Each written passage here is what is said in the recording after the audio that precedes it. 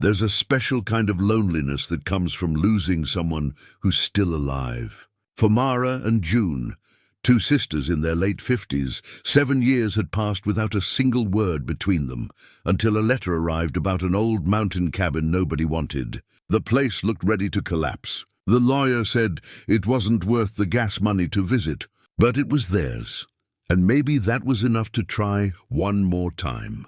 They drove up together in silence. On the second day, while pulling up rotten floorboards, they found something impossible, a hidden room sealed shut for decades, filled with trunks of gold coins and journals that told a story their family never shared. What had been buried down there all this time? Before we jump back in, tell us where you're tuning in from.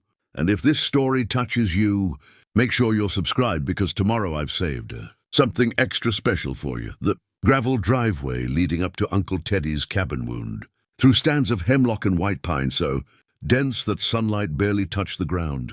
Mara Delaney drove her aging Honda Civic slowly, feeling every pothole jar through the worn suspension. In the passenger seat, her younger sister June stared out the window, one hand pressed against the glass like a child might do. Neither had spoken since they'd left the main highway 40 minutes ago.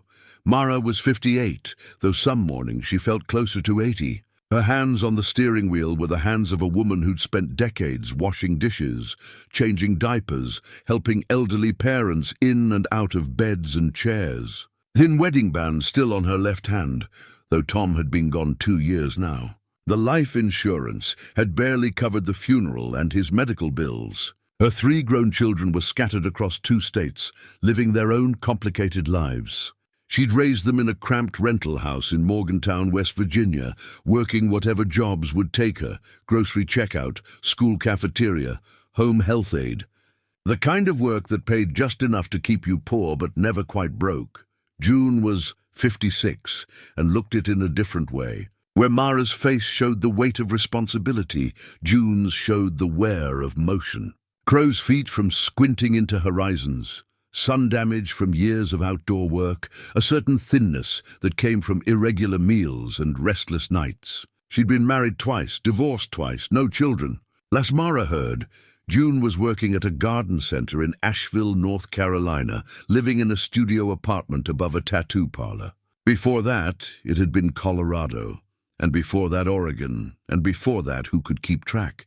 They'd been close once. So close that people in their small Appalachian hometown used to call them the Delaney girls, as if they were one unit instead of 2 separate people. Mara was the older, steadier one, the one who made sure they got to school on time and had something to eat. June was the dreamer, always reading books about faraway places, always planning her escape from the mountains that hemmed them in on all sides. Their mother had died 7 years ago. That's when the silence began. The cabin appeared suddenly as the trees thinned, a low structure of weathered logs with a sagging porch and a roof that dipped in the middle like a swayback horse. 2 front windows stared out like tired eyes. The whole place looked exhausted, ready to give up and return to the forest. Mara put the car in park and killed the engine. The silence that followed felt thick enough to touch. "Well," June said finally, "it's definitely a cabin." "It's a wreck," Mara replied, pulling the keys from the ignition. "I don't know what I expected, but this is worse." They sat there a moment longer, neither moving to get out. Somewhere in the woods, a bird called out, a long, mournful note that seemed to perfectly capture the mood. "When was the last time you saw Uncle Teddy?" June asked. Mara had to think about it. "Maybe 15 years? He came down for Dad's funeral. Stayed in the back, didn't talk to anyone, left before the reception." "I remember that," June said quietly. "I tried to talk to him. He just patted my shoulder and said he had to get back to the mountain. He was always strange, or maybe he was just alone." There it was, the difference between them in one exchange. Mara saw eccentricity where June saw solitude. Mara saw a choice to be isolated where June saw a wound that never healed. They got out of the car, into air that smelled of pine sap and old leaves, and something else. Something like time itself had a smell up here in these mountains. The porch steps creaked under their weight. The front door was locked, but the lawyer had mailed Mara a key. a simple brass thing that looked like it had been cut 50 years ago. Inside, the cabin was dim and cool and smelled of dust and mouse droppings and the particular mustiness of places where humans once lived but don't anymore. The main room held a wood stove, a sagging couch, a table with one chair, shelves lined with books whose spines had faded to illegibility. No television, no computer. A transistor radio sat on the windowsill, its antenna bent at an angle. He really did live like a hermit, Mara said, running her finger along a shelf and coming away with a thick coating of dust. June was already moving deeper into the cabin, opening doors. 2 bedrooms, bathroom with an actual toilet, thank God. Kitchen's tiny but functional. There's a woodshed out back and what looks like a root cellar. Mara joined her in the kitchen. The sink was old porcelain, stained with rust. A hand pump stood beside it. No running water. There's a well, June said, pointing out the window. Probably has a pump. They explored in silence, each taking mental inventory. The bedroom Uncle Teddy had used held a narrow bed with a thin mattress, a dresser with 3 drawers and nothing else. No pictures on the walls. No personal effects visible, except for a pair of work boots by the bed and a flannel shirt hanging on a hook. The second bedroom was completely empty, not even a bed frame. He really didn't have much, did he? June said softly. Mara thought about her own house back in Morgantown, crowded with 30 years of accumulated life, children's artwork in boxes, Tom's tools still in the garage, closets full of clothes she'd probably never wear again. Uncle Teddy had stripped his life down to almost nothing. They found themselves back in the main room, standing awkwardly like strangers at a bus stop. I can take the empty bedroom, Mara said. I brought an air mattress. I'll take the couch, June replied. I've slept on worse. Of course she had. June had spent her 20s backpacking through South America, her 30s following the seasonal work circuit from ski resorts to national parks. Even now, in her 50s, she moved like someone who might need to pack up and leave at a moment's notice. So what's the plan? June asked. The lawyer said the place is ours free and clear. No mortgage, taxes paid through the end of the year. We sell it, Mara said flatly. Split whatever we get. Probably won't be much given the condition. We could fix it up first. Get a better price. With what money? And who's going to do the work? June shrugged. We could do some of it ourselves. I've done renovation work before. Of course you have. Mara hadn't meant it to sound bitter, but it came out that way. June's expression closed off, the way it always did when she felt judged. What's that supposed to mean? Nothing. Forget it. No, say what you mean, Mara. You always have before. The old pattern was reasserting itself so quickly, it almost felt scripted. Mara the practical one, June the flighty one. Mara with her responsibilities and burdens, June with her freedom and adventures. The resentment that had built up over decades, compressed into 7 years of silence, was right there in the room with them, like a third person. I just think we should be realistic, Mara said carefully. Neither of us has money to invest in this place. The smartest thing is to sell it as is and move on. Move on to what? June asked. Back to our separate lives? Back to not speaking. That was your choice as much as mine, was it? Because I remember you being the one who said I was too selfish to care about anyone but myself. There it was. The thing that had ended their relationship 7 years ago, spoken out loud for the first time since it happened. Mara closed her eyes. She'd said it at the hospital 2 days before their mother died. June had been talking about taking Mom on one last trip to the ocean, and Mara had snapped. Mom was dying, there would be no trip, and June's fantasy thinking was just another way of avoiding reality. The words had come out harsh and final. You're too selfish to help anyone but yourself. June had left the hospital, hadn't come back, hadn't come to the funeral. I was tired, Mara said quietly. I've been taking care of Mom for 3 years. Dad before that. I was exhausted, and you were talking about a trip to the beach, like Mom was going to suddenly get better. I was trying to give her something to look forward to, June replied, her voice tight. Something besides waiting to die, but you couldn't see that. You never could see past what was practical. Someone had to be practical. Someone had to actually do the work. And I'm sure you reminded everyone of that constantly. They were heading toward another explosion. Another 7 years of silence. And some part of Mara recognized that this was the moment to stop it. To say something real instead of something defensive. But the words wouldn't come. They never did. June turned away. I'm going to bring in my stuff from the car. She walked out, letting the screen door slam behind her. Mara stood alone in the dim cabin, surrounded by the ghost of a man who'd lived here for decades without speaking to anyone, and wondered if Uncle Teddy had ever had a sister he'd stopped talking to. The sun was setting by the time they'd both brought in their minimal belongings. Mara inflated her air mattress in the empty bedroom, while June made up the couch with a sleeping bag she'd pulled from her duffel. They ate granola bars for dinner, neither suggesting they drive back to town for real food. Night came fast in the mountains. Without electricity, the cabin fell into deep darkness. Mara had brought a battery-powered lantern, and its LED glow made harsh shadows on the walls. There's no cell service up here, June said, checking her phone. Not even one bar. The lawyer mentioned that. Said Uncle Teddy didn't have a phone at all. How did anyone reach him? I don't think anyone did. They sat in the main room, the lantern between them on the floor, and listened to the cabin settle around them. Old wood contracting in the cooling air, small creatures moving in the walls, the distant sound of wind in the high branches of the pines. Do you remember him at all? June asked. From when we were kids. Mara searched her memory. He came to a few family things when we were really young. He was Dad's oldest brother. I remember him being quiet. He'd sit on the porch while everyone else was inside, just smoking a pipe and looking at the hills. He gave me a book once, June said. I must have been 8 or 9. It was about mountain climbing, with pictures of the Himalayas. I read it so many times the spine broke. I didn't know that. You were probably busy with something else. You were always busy. It wasn't an accusation, just a statement of fact, but it still stung. He gave me something too, Mara said, surprising herself. She hadn't thought about it in years. I was maybe 12. Mom and Dad were fighting about money, and I was sitting outside crying.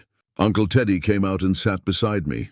Didn't say anything for the longest time. Then he reached into his pocket and pulled out this little carved bird. A chickadee, I think.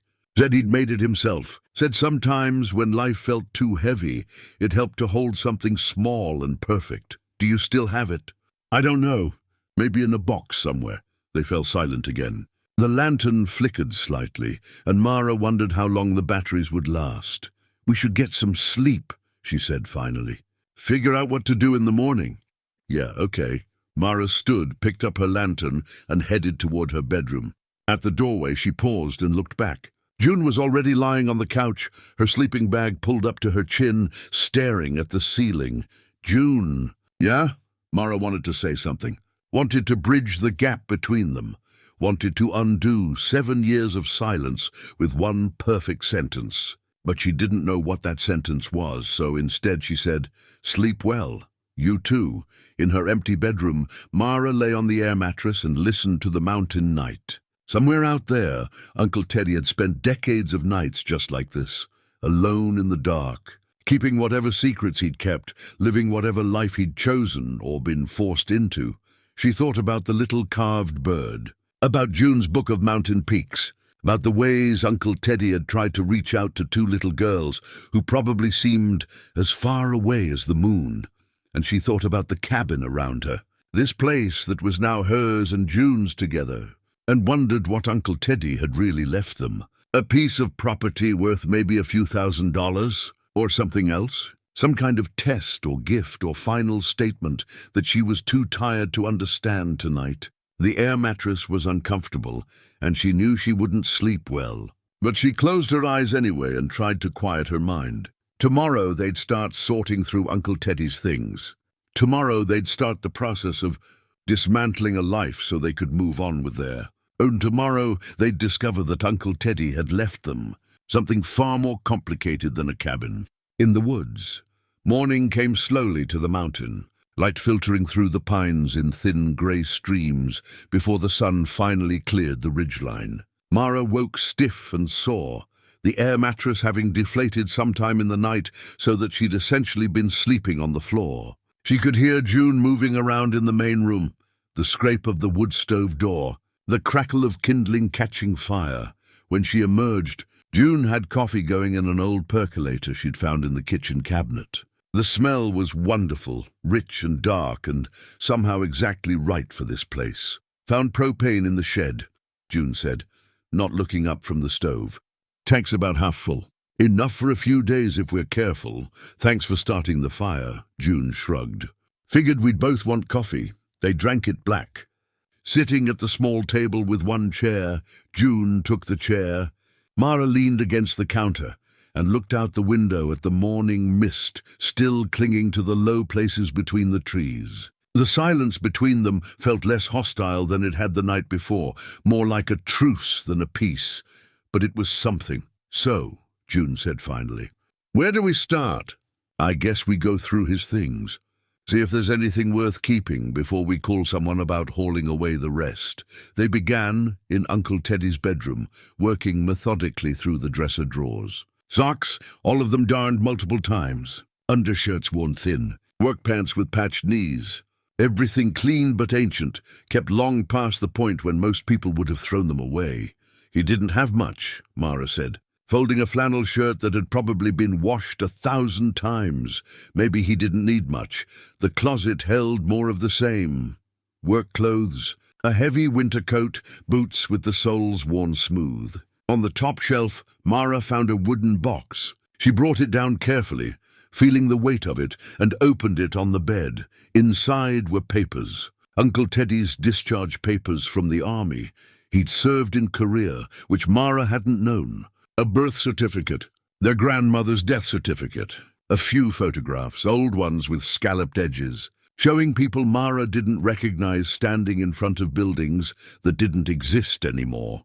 "Look at this one," June said, picking up a photo of a young man who must have been Uncle Teddy, standing with another man in front of the cabin. Both were grinning, arms around each other's shoulders. "He looks happy. Wonder who the other guy is." June turned it over. On the back, in faded pencil, "Sam and me, 1968. "Sam," Mara repeated. "Did Dad ever mention anyone named Sam?" "Not that I remember." They set the box aside and moved to the main room. The bookshelf held an eclectic collection, field guides to birds and trees, old novels with cracked spines, a Bible that looked like it had never been opened, and what appeared to be several journals with plain leather covers. June pulled down one of the journals and opened it carefully. The pages were filled with small, neat handwriting. She read aloud. "March 15th, 1985, saw the first robin today. Spring's coming early this year. Check the back room, everything's secure. Sometimes I wonder if I'll be the one to see this through, or if it will fall to someone else. The weight doesn't get lighter with time." "What back room?" Mara asked. June flipped through more pages. "He mentions it a lot. Check the back room." "Secured the back room. The back room holds steady." They both looked around. The cabin was small. Main room, 2 bedrooms, tiny bathroom, kitchen alcove. There was no other room. Maybe he meant the root cellar, Mara suggested. "Let's look." The root cellar entrance was outside, around the back of the cabin. Wooden doors set at an angle against the foundation, the kind that opened upward. June pulled on the rusty handle, and the doors groaned open, revealing stone steps leading down into darkness. Mara shone her flashlight down. Just a cellar, earthen floor, stone walls, empty shelves where vegetables would have been stored. "Nothing unusual. Not here," June said. Back inside, they examined the cabin more carefully. Mara walked the perimeter of the main room, testing the floorboards, looking for seams or irregularities. June did the same in the bedrooms. "Mara," June called from Uncle Teddy's bedroom. "Come here." June was standing in what had been the closet, now empty of clothes. She pointed at the back wall. "Look at this." The wall was made of vertical boards, like the rest of the cabin's interior. But one section, about 3 feet wide, looked slightly different. The boards were the same age, the same wood, but the grain didn't quite match the pattern on either side. "That's a door," Mara said. "That's a door," June agreed. They felt along the edges, looking for a latch or handle. June found it, a small wooden peg set flush with the wall, almost invisible unless you were looking for it. She pulled it, and the section of wall swung inward on hidden hinges. Behind it was darkness and a smell of old stone and stale air. Mara raised her flashlight. The beam showed a narrow opening and beyond it wooden steps leading down. "Jesus," June whispered. "Did you know this was here?" "How would I know? I've never been to this cabin before in my life." They stood at the threshold, both suddenly aware that they were about to cross into something significant. Whatever Uncle Teddy had hidden, whatever he'd spent decades protecting, it was down those steps. "We should go down," June said. "Should we? Maybe we should call someone first. The lawyer and tell them what? That we found a hidden room in a cabin we legally own. Come on, Mara. Aren't you even curious?" Curious didn't begin to cover it. Mara felt her heart hammering in her chest, felt the same thrill she used to feel as a kid when she and June would explore abandoned buildings or caves in the hills. Before responsibility had settled on her shoulders like a yoke. Before she'd learned to be practical and cautious and afraid. "Okay," she said. But carefully, June went first, testing each step before putting her full weight on it. The stairs were solid, hewn from thick timbers and anchored into the stone walls on either side. 12 steps down, and then the floor leveled out. The room was roughly 8 feet by 10 feet, the walls made of carefully fitted stone. The ceiling was low enough that Mara, at 5'4", could nearly touch it. The air was cool and dry, and there was a smell like old paper and metal and time. 3 large trunks sat against one wall, the kind with brass fittings and leather straps. Against another wall stood a set of shelves holding mason jars, all empty, and some old lanterns. The floor was packed earth, hard as concrete. June moved to the first trunk and tried the latch. Locked. "There might be keys upstairs," Mara said, but June was already pulling a multi-tool from her pocket. She worked at the lock for less than a minute before something clicked and the latch popped free. She opened the trunk slowly, as if something might jump out. Instead, the flashlight beam caught the gleam of metal. June reached in and lifted out a cloth bag, heavy and clinking. She loosened the drawstring and poured some of the contents into her palm. Gold coins. Dozens of them. Catching the light and throwing it back in warm, buttery gleams. "Oh my God," June said. Mara couldn't speak. She watched as June set down the first bag and pulled out another and another. The trunk was full of them, maybe 30 or 40 bags, each one heavy with coins. With shaking hands, Mara opened the second trunk. More bags, but these clinked differently. She opened one and found silver pieces, pocket watches, serving spoons, candlesticks, all tarnished black, but clearly valuable. The third trunk held papers, leather-bound journals, older than the ones on the bookshelf upstairs. Bundles of letters tied with string that had gone brittle with age. Photographs, dozens of them, showing people and places Mara didn't recognize. "How much do you think this is worth?" June asked, her voice barely above a whisper. "I have no idea." "Tens of thousands, hundreds of thousands." "Where did it come from?" Mara picked up one of the journals from the third trunk, opened it carefully. The handwriting was different from Uncle Teddy's, older, more formal. She read the first entry. June 3rd, 1967. "My father has passed, and with him goes the last living keeper of the original covenant. I'm now the sole guardian of what was entrusted to our family in 1938. I have told no one, not even my brothers. This burden is mine alone until I can determine the right course. I have moved everything to the cabin, where it will be safe." 1967, Mara said. "This is Uncle Teddy writing about his father, our great-grandfather. What covenant? What was entrusted?" Mara flipped through more pages, scanning the entries. Words jumped out. Refugee families, safe harbor, the promise we made, Samuel Weiss. "I think," Mara said slowly, "Uncle Teddy was hiding this for someone else. For a family that came here before World War II, maybe. Or during it." June was looking through the photographs now, studying faces frozen in time. Young families, children, old people. One photo showed a group of men standing together, all dressed in work clothes. She turned it over. On the back, in Uncle Teddy's handwriting, "The 7 families, 1938.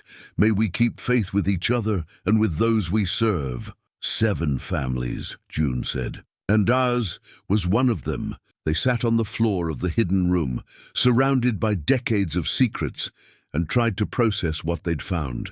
Somewhere above them, morning was brightening into full day.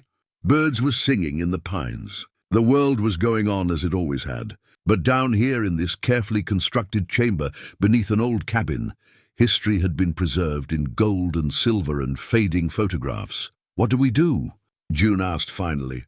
"I don't know. This isn't ours, is it? I mean, legally it might be, but morally. We don't even know whose it was supposed to be. These people could all be dead. Their families could be scattered across the world by now. Or they could be looking for this," Mara countered. "This could be someone's inheritance. Someone's family legacy."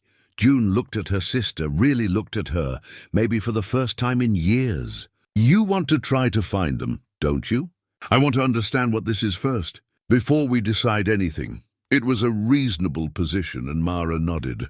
They spent the next hour carefully inventorying what they'd found. Mara photographed everything with her phone, even though she had no service to upload the images. June took notes in a small notebook she'd brought, listing each bag of coins, each piece of silver, each journal and bundle of letters. When they finally climbed back up the stairs into Uncle Teddy's bedroom, the normal world felt strange and too bright. They closed the hidden door carefully, made sure the latch caught. "We can't tell anyone about this," June said. "Not yet. Not until we know what we're dealing with." Agreed. They moved through the rest of the day in a daze, going through the motions of sorting Uncle Teddy's possessions, but both of them thinking about what lay beneath the floorboards. They made sandwiches for lunch, neither tasting the food. They bagged up clothes for donation, their hands working automatically, while their minds spun through possibilities and implications. By evening, they'd cleared out most of the bedroom and bathroom. A small pile of things to keep, the box of photographs, the journals from the bookshelf, a few tools that were still good. Everything else would go to charity or the dump. They sat on the porch as the sun set, watching the light turn the mountains purple and gold. The air was cooling, and somewhere an owl was starting its evening hunt. "This changes everything, doesn't it?" June said. "Yes, we can't just sell the cabin now. No. We have to figure out what Uncle Teddy wanted us to do with all of it." Mara thought about the journal entry, about burden and guardianship and keeping faith. Uncle Teddy had carried this secret for decades, had lived his whole life shaped by it. And now he'd passed it to them, to both of them together. "Maybe that's exactly what he wanted," Mara said softly. "For us to figure it out, together."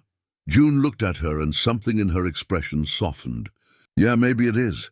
The owl called again, closer now. Stars were beginning to appear in the darkening sky, more stars than Mara ever saw in town, where light pollution washed them out. Here they seemed close enough to touch. "We'll start with the journals tomorrow," Mara said. "Read everything, try to piece together the whole story." "Okay. And June, we're in this together. Whatever we decide together." June reached over and squeezed Mara's hand, just once, quick and almost shy. Together. Inside the cabin, the hidden room waited in darkness, keeping its secrets for one more night. But the sisters who now owned it were beginning to understand that some inheritances are more than property. Some are puzzles meant to draw people back together, to give them a shared purpose when they've forgotten how to be family. Uncle Teddy, who had lived alone for so long, had found a way to bring his nieces home.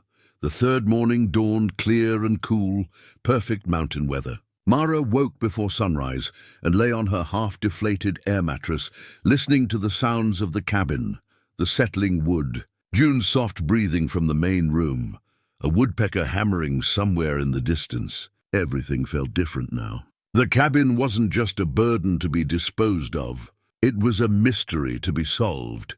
She found June already awake, sitting at the table with one of the leather journals open in front of her and a cup of coffee steaming beside it. The morning light coming through the window caught the steam and turned it golden. "Couldn't sleep?" Mara asked. "Slept fine. Just woke up thinking about all of it." June looked up, and there was an energy in her face that Mara hadn't seen in years. "I went down and brought up the first journal. The one from 1967. Figured we should start at the beginning of Uncle Teddy's part of the story. Mara poured herself coffee and sat across from her sister.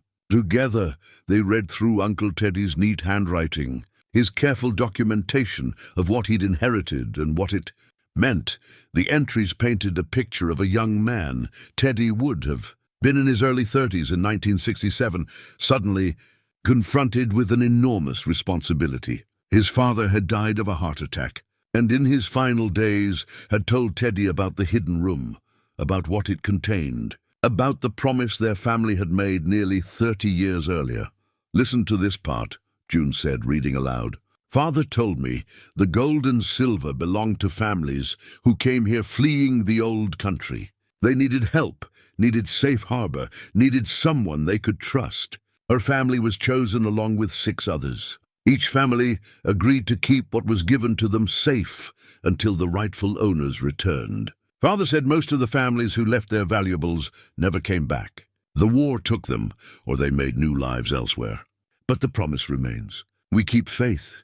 So our great-grandfather was holding on to this for refugees," Mara said. "And then it passed to his son, and then to Uncle Teddy, and now to us," they continued reading. Uncle Teddy had tried, in those early years, to find the families who'd left their valuables behind. He'd written letters to Jewish organizations, to historical societies, to immigration authorities. Most never wrote back. Those who did had no records of the specific families he was asking about. The trail was cold, decades old, interrupted by war and displacement and death.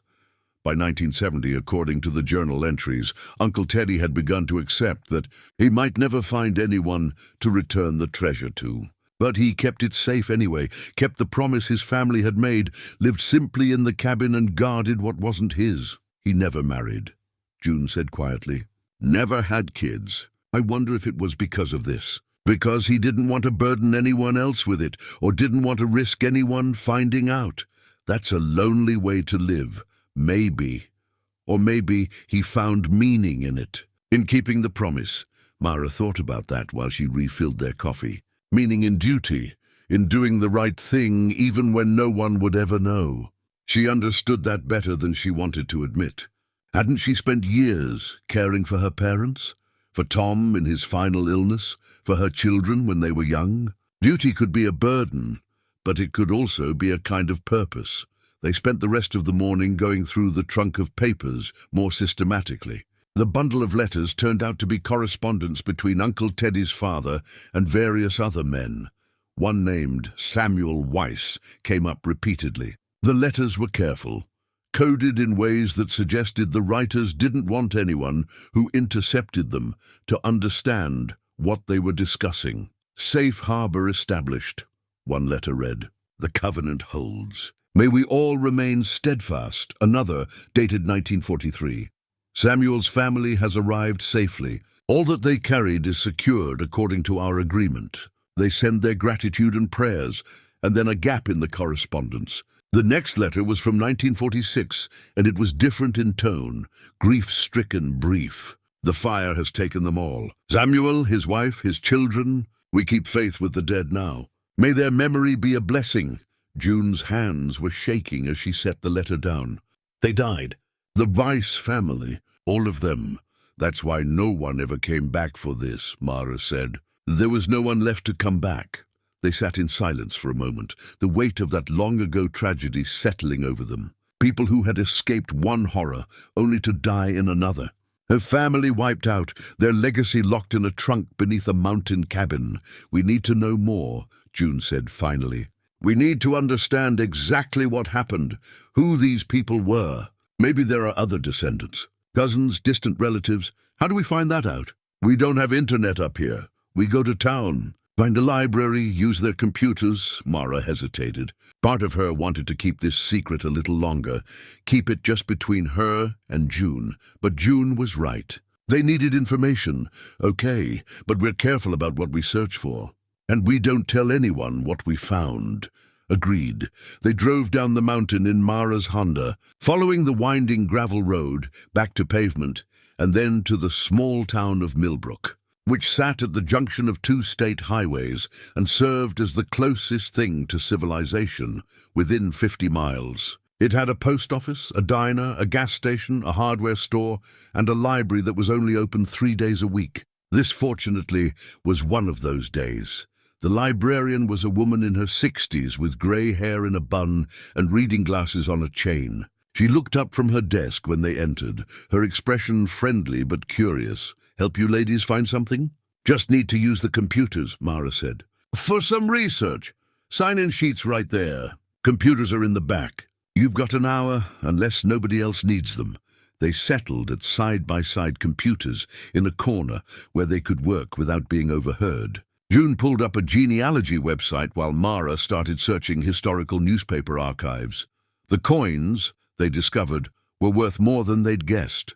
American gold eagles from the 1930s and 1940s, in pristine condition, could fetch several $1,000s each. A conservative count from the photographs Mara had taken suggested there were at least 300 coins in the trunks. That was close to $1 million, possibly more, depending on exact condition and rarity.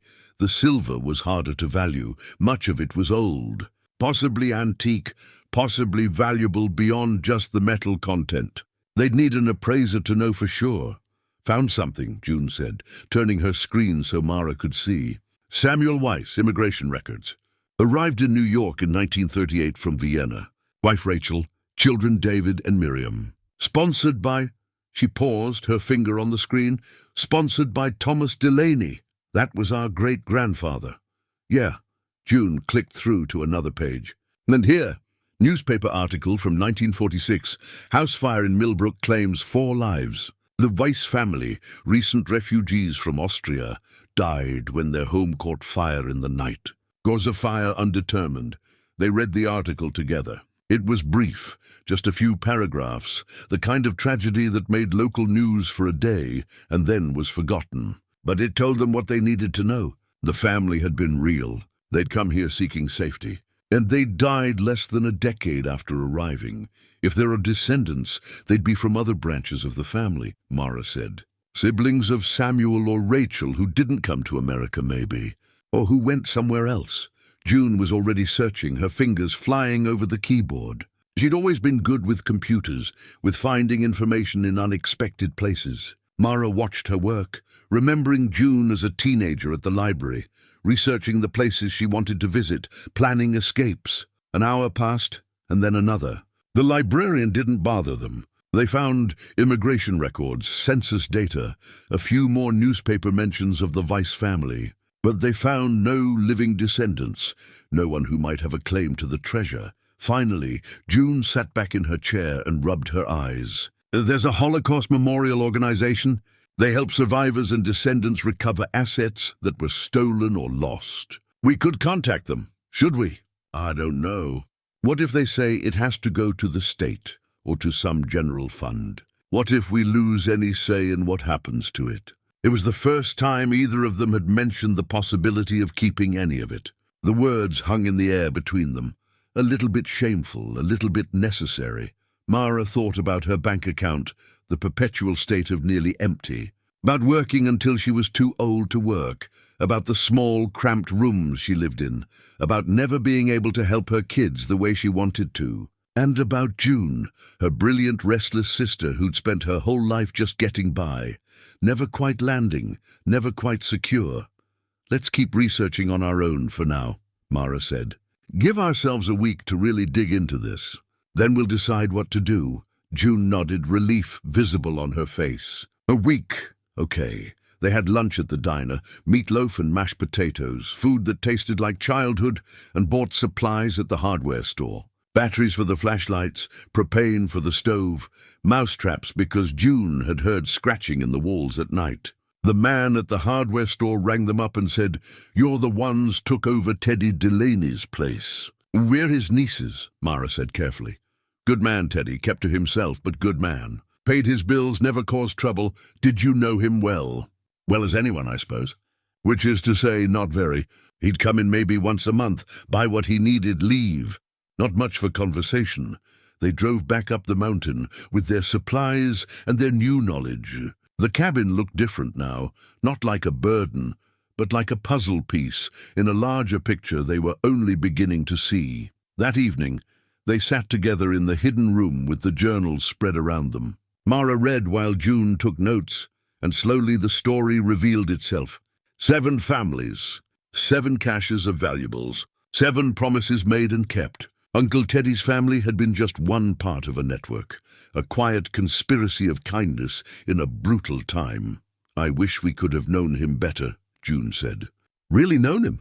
Not just as the strange uncle who never visited. Me too. Mara, I'm sorry for not being there when Mom died. For not helping more?" Mara looked up, surprised. "June, no, let me say it. I was scared. Scared of losing her, scared of watching it happen. So I tried to pretend it wasn't happening. Tried to make these plans that didn't make sense. And when you called me out on it, I ran. Because that's what I do. I run. I shouldn't have said what I said. You weren't selfish. You were grieving. I was both. I was selfish and grieving. And you were exhausted and grieving. We both were." They sat with that truth for a moment. Then Mara reached across the space between them and took June's hand. "I've missed you," Mara said. "I've missed you too." It wasn't complete forgiveness. It wasn't a magical healing of 7 years of hurt. But it was a beginning. There in the hidden room beneath their uncle's cabin, surrounded by the proof that keeping faith, even when it was hard, even when it cost you everything, mattered. The 4th and 5th days at the cabin passed in a rhythm of research and discovery. Mara and June fell into an easy partnership, dividing tasks without needing to discuss them.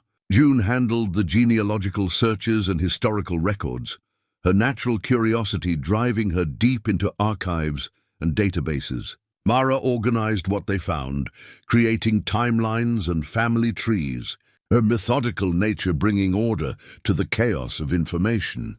They made daily trips to the library in Millbrook, arriving when it opened and staying until the librarian gently reminded them about closing time. Between sessions, they studied the journals and letters in the hidden room, piecing together a story that was both beautiful and heartbreaking. On the 4th day, June found the breakthrough they'd been hoping for. She'd been searching Ellis Island records, cross-referencing names from the letters, when a document appeared on her screen that made her catch her breath. "Mara, look at this." The record showed Samuel Weiss arriving in New York on August the 3rd, 1938, aboard a ship called the Bremen. But it wasn't his name that had caught June's attention. It was the notation in the sponsor column. "Thomas Delaney, Millbrook, West Virginia. Sponsored by Miriam Davidovich Network." "Miriam Davidovich," Mara read. "Who's that?" June was already typing, searching. A moment later she had an answer. She was part of an underground network that helped Jewish families escape Austria and Germany, worked with Quakers and other groups to find American sponsors. She placed hundreds of families between 1936 and 1940, so our great-grandfather was part of this network, not just part of it. "Look," June pulled up another document, this one from a Holocaust memorial archive. The Davidovich Network worked with rural families, people who could provide quiet sanctuary away from the cities. They specifically looked for people who were trustworthy and could keep secrets. The families who participated agreed to help refugees settle and to safeguard any valuables they brought with them. Mara felt something shift inside her, a kind of pride she hadn't expected. Our great-grandfather was a hero. Yeah, he was. They printed what they could, aware that the librarian was watching them with increasing curiosity. On the drive back to the cabin, June was quiet, staring out the window at the passing mountains. "What are you thinking?" Mara asked. "That we come from people who did brave things, important things. And I never knew. We never talked about it as a family. Maybe they couldn't. Maybe the whole point was secrecy, or maybe we just forgot. Lost the story over time." Back at the cabin, they returned to the bundle of letters. With their new context, the coded language made more sense. References to packages meant families arriving. Inventory secured meant valuables hidden. The covenant holds meant all 7 families were keeping their promises. One letter, dated 1943, stood out. It was longer than the others, written in a shaky hand that suggested age or illness. June read it aloud while Mara examined the photographs from the trunk, trying to match faces to names. "My dear friend Thomas," the letter began, "I write to you as I prepare to face my Maker. The doctors tell me I have months at most. I have lived a full life and do not fear death, but I fear failing those who trusted us. Samuel's family arrived safely, as you know, and they are making a home here despite everything they lost. They are good people, hardworking and kind. Samuel asks about the items he left in your care. I told him they remain safe, that when the war ends, and it is possible to reclaim such things, you will return them." He seemed comforted by this. I pray I have not lied to him. I pray we all live to see the day when these families can reclaim what is theirs and build new lives without fear. Until then, we keep faith. Your friend in this cause, Marcus Davidovich. Marcus, Mara said. Miriam's husband? June searched her notes. Brother, I think. He was part of the network too, and Samuel Weiss knew his valuables were being held. He trusted our great-grandfather. The weight of that trust settled over them. This wasn't just treasure hidden and forgotten. It was property deliberately entrusted, a sacred responsibility that had passed down through generations. That evening, they made a meal together, pasta with sauce from a jar, garlic bread from the store, a simple salad. It was the first real dinner they'd cooked together in 7 years. They ate at the small table, having found a second chair in the shed, and talked about everything except the treasure. About June's various jobs, about Mara's children, about memories from childhood. Remember when we found that cave behind the waterfall? June asked. You must have been about 14. I was 12. We thought we'd discovered something amazing. Turns out half the kids in the county knew about it, but it felt amazing. Like we were explorers. We were, in our own way. Later, as the sun set and the mountain air cooled, they sat in the hidden room with the journals. June had brought down one they hadn't examined yet, its leather cover cracked with age. The first entry was dated 1945. This is later than the others, June said, opening it carefully. After the war ended, the handwriting was the same as the other journals, their great-grandfathers, but the tone was different, heavier, more burdened. September 20th, 1945, June read. The war in Europe is over. We thought this would be the time of return, when the families who left their treasures with us would come to reclaim them. But the news from across the ocean is darker than we imagined. Cities destroyed, populations scattered or worse. Marcus writes that most of the families we helped are simply gone. No records, no survivors. The weight of their absence is almost more than I can bear. What do we do with what they left behind? To whom do we return it? I have prayed for guidance and received only silence. Mara felt tears stinging her eyes. She'd been thinking of the treasure as a windfall, a complication, a moral puzzle. But this journal reminded her it was something else. It was grief made tangible. Loss turned into gold coins and silver candlesticks. Keep reading, she said quietly. June continued. October 3rd, 1945, met with the other 6 families today. We have all been keeping our promises, waiting for word. 3 of the families want to donate everything to Jewish relief organizations. 2 want to wait longer in case anyone returns. James Holloway and I believe we should create a fund, something that will help refugees, not just the ones we knew, but future ones, people who will need the same help we tried to provide. We have reached no agreement. The covenant holds, but for how long? Holloway, Mara said. That name sounds familiar. June flipped through her notes. Grace Holloway. She was one of the names that came up in the land records. Her family owned one of the properties marked on the map, so the Holloways were one of the 7 families, and apparently they're still around. Grace Holloway lives at, June checked again, 3847 Mountain View Road. That's not far from here. They looked at each other. The same thought occurring to both of them. We should talk to her, Mara said. She might know what happened to the other families, might know what they decided to do. Tomorrow? Tomorrow. The next morning dawned grey and misty, the mountains wrapped in low clouds that made the world feel smaller, more intimate. They dressed carefully, as if going to something important. In a way, they were. They were going to meet someone who shared their history, who understood the weight of the promises their grandparents had made.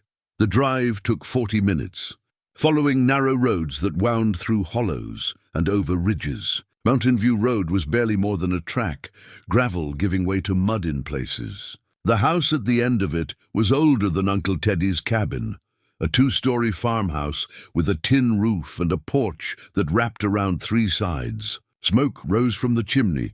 An old truck sat in the driveway, its bed filled with firewood. As they parked, the front door opened and a woman stepped out. She was elderly, probably in her 80s, but she moved with the sureness of someone who'd lived on this land all her life. White hair pulled back in a braid, flannel shirt over worn jeans, work boots that had seen decades of use. "Help you?"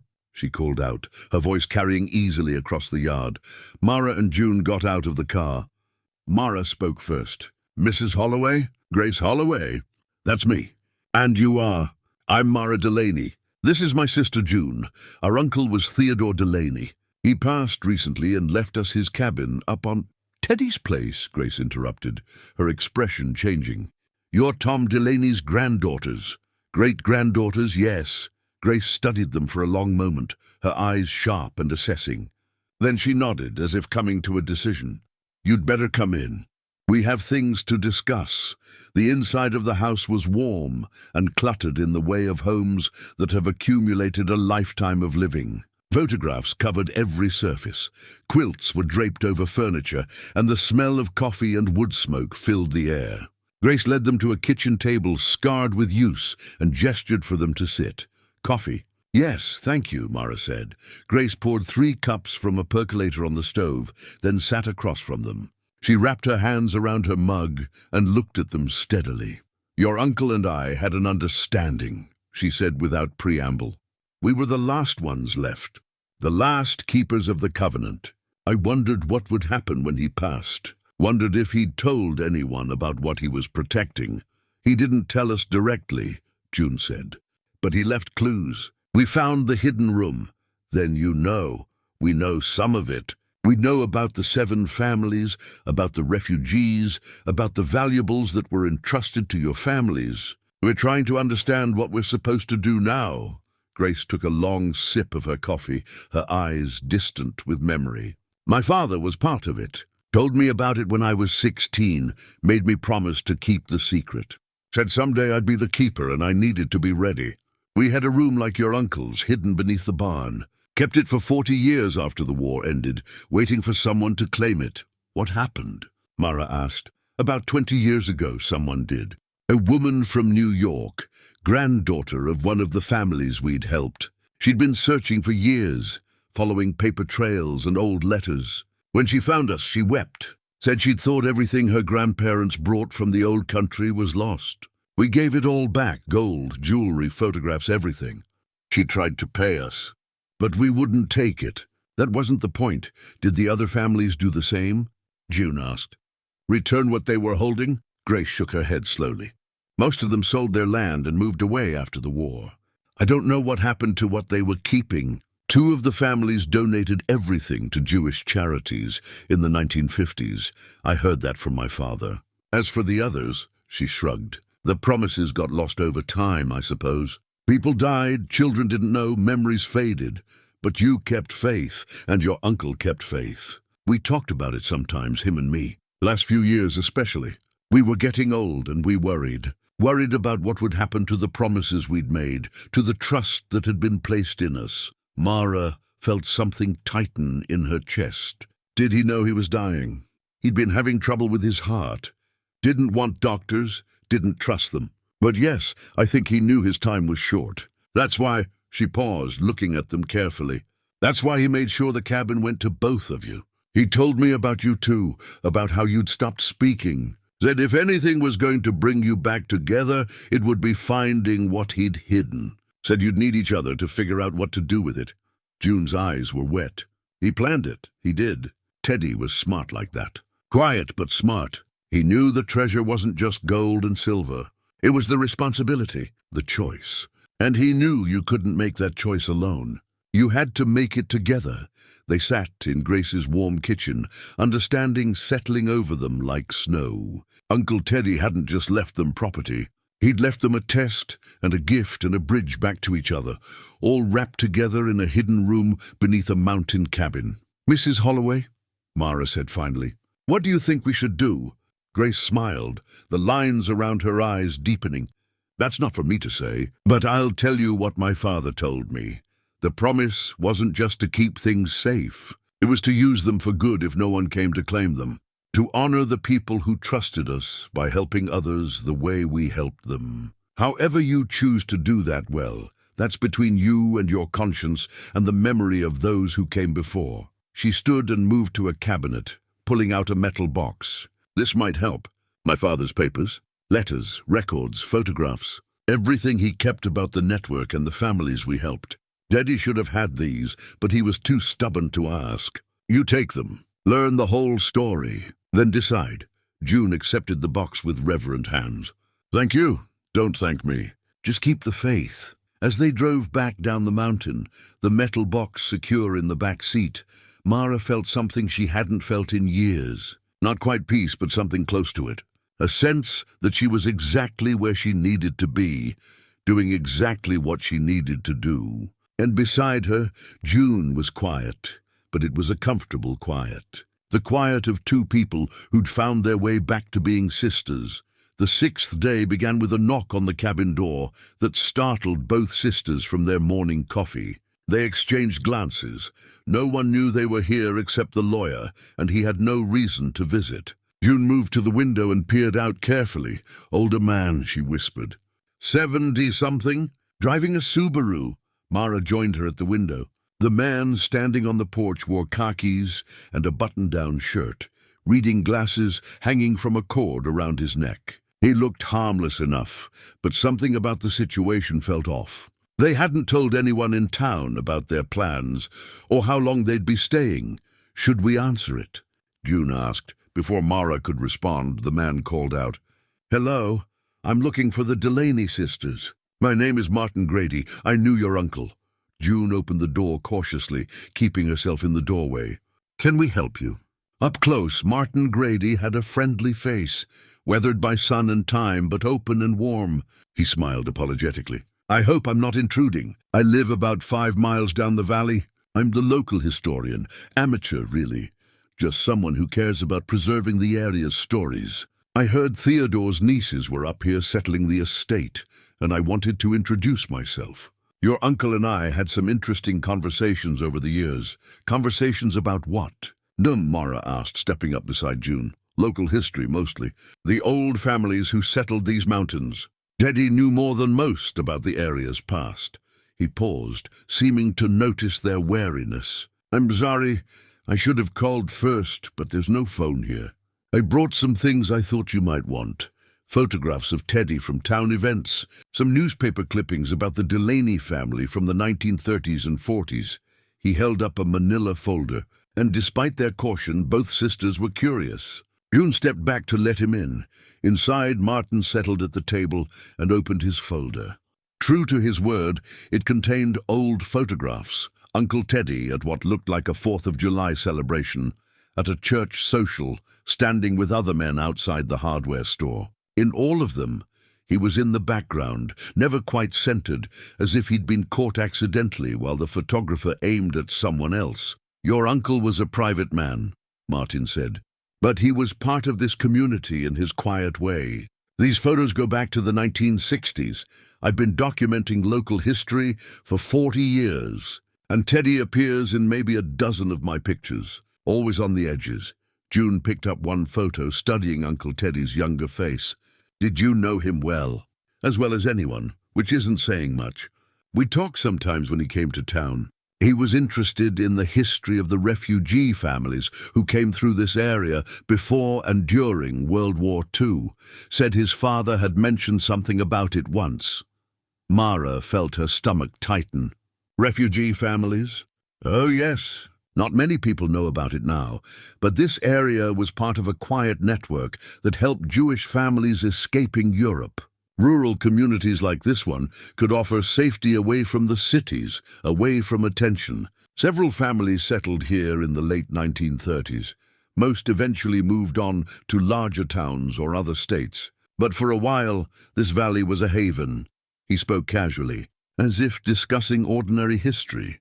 But both sisters were acutely aware of the hidden room beneath their feet, of the treasure that represented exactly what Martin was describing. "That's fascinating," June said carefully. "Do you know which families were involved in helping them?" "Some. The records aren't great. Much of it was deliberately kept quiet. But the Holloway family, certainly. They were very active in the settlement efforts. And I believe the Delaney's were involved as well, though Teddy would never confirm it." He'd just smile and change the subject. Martin pulled out more photographs. These ones older, from the 1930s and 40s. One showed a group of men standing in front of what might have been a church. "This is from 1938. That's Thomas Delaney on the left, your great-grandfather. And that's James Holloway next to him. They were friends, I understand. Both Quakers, both committed to helping people in need. Were there others?" Mara asked. "Other families involved?" "7 families total, from what I've been able to piece together. But most of them moved away, or their children sold the land. The Holloways and the Delaneys were the only ones who stayed in the area for multiple generations." He continued talking, sharing stories and showing photographs. And all the while, Mara felt increasingly uncomfortable. How much did Martin know? Was this friendly visit just curiosity, or was he fishing for information? Finally, after what felt like an hour but was probably only 20 minutes, Martin gathered his papers and stood. "Well, I've taken enough of your time. I just wanted to introduce myself and share these with you. If you're planning to sell the cabin, I hope you'll let me know. I'd be interested in documenting it before it's gone. These old places hold so much history. We'll keep that in mind," June said, walking him to the door. "And if you find anything interesting while you're going through Teddy's things, papers, photographs, anything related to the old days, I'd love to see them. For the Historical Society, you understand. We're trying to preserve as much as we can." After he left, Mara and June stood at the window and watched his Subaru navigate back down the driveway. Neither spoke until the sound of his engine had faded completely. "That wasn't coincidental," Mara said. "No, he was looking for something." "How much do you think he knows?" June shook her head.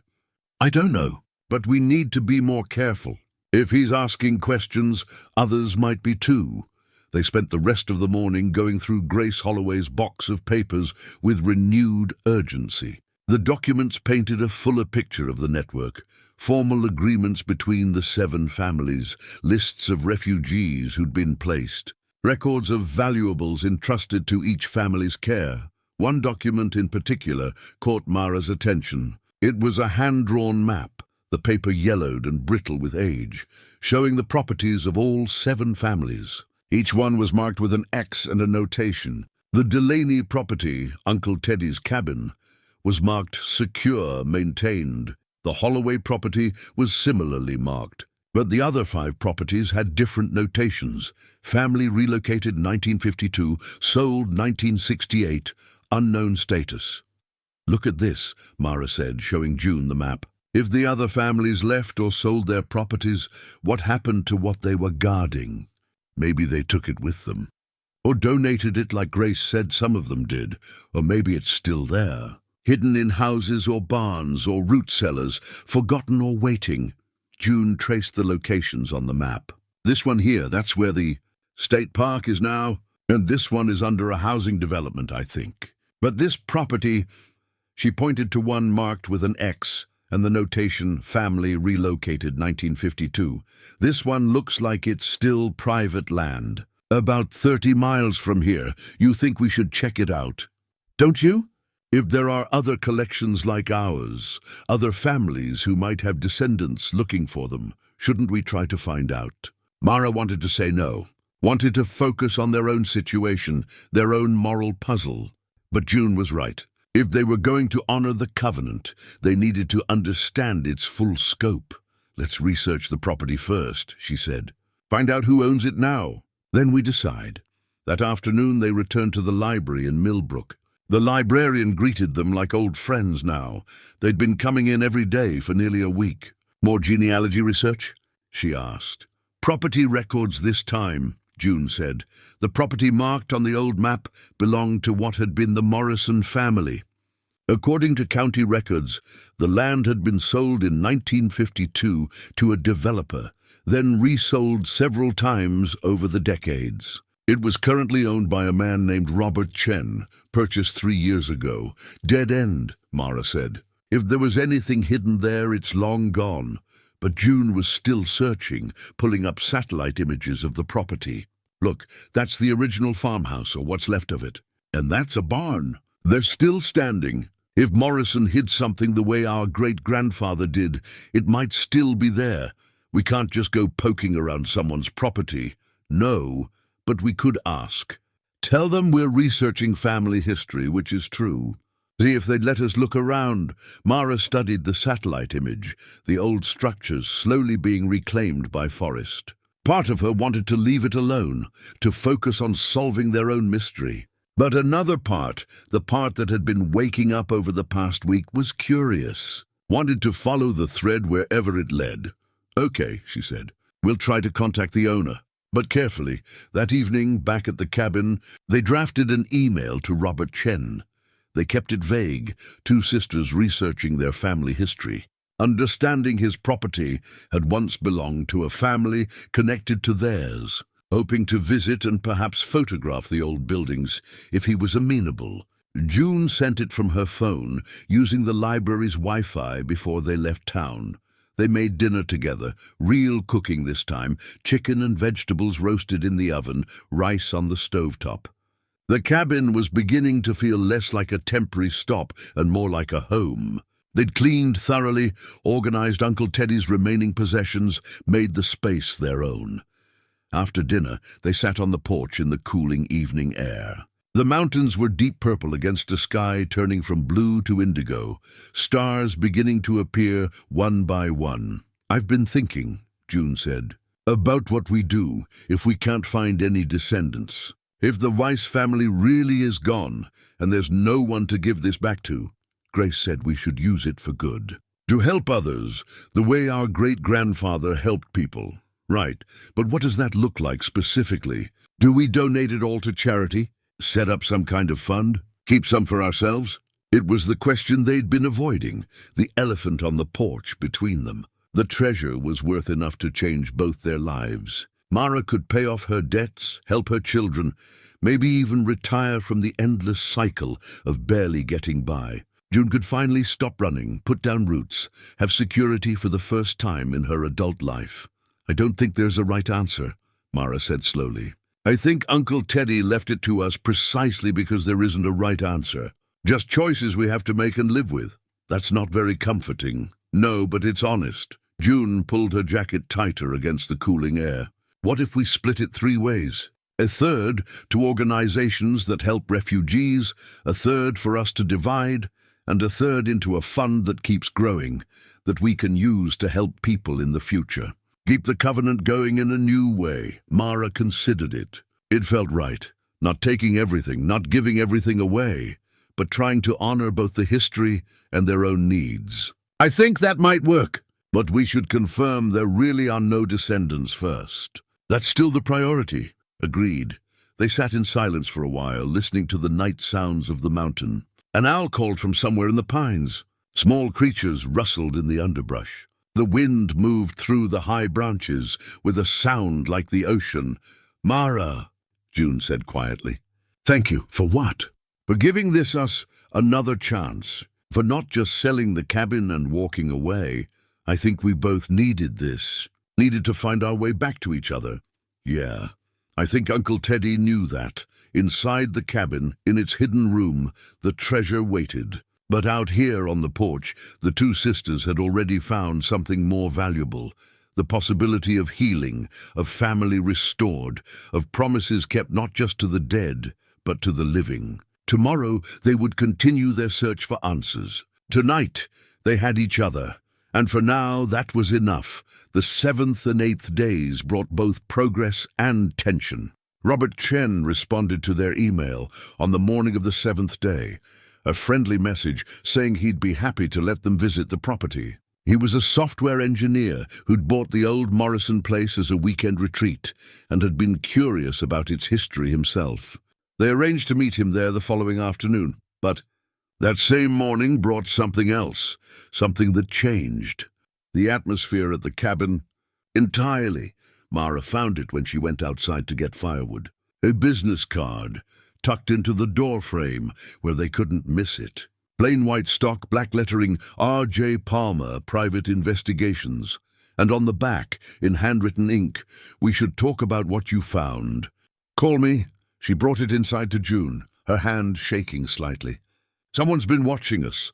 June studied the card, her expression darkening. "A private investigator. Who would hire someone to watch us? I don't know. But they know we found something." They spent an hour searching the cabin's perimeter, looking for signs of surveillance or intrusion.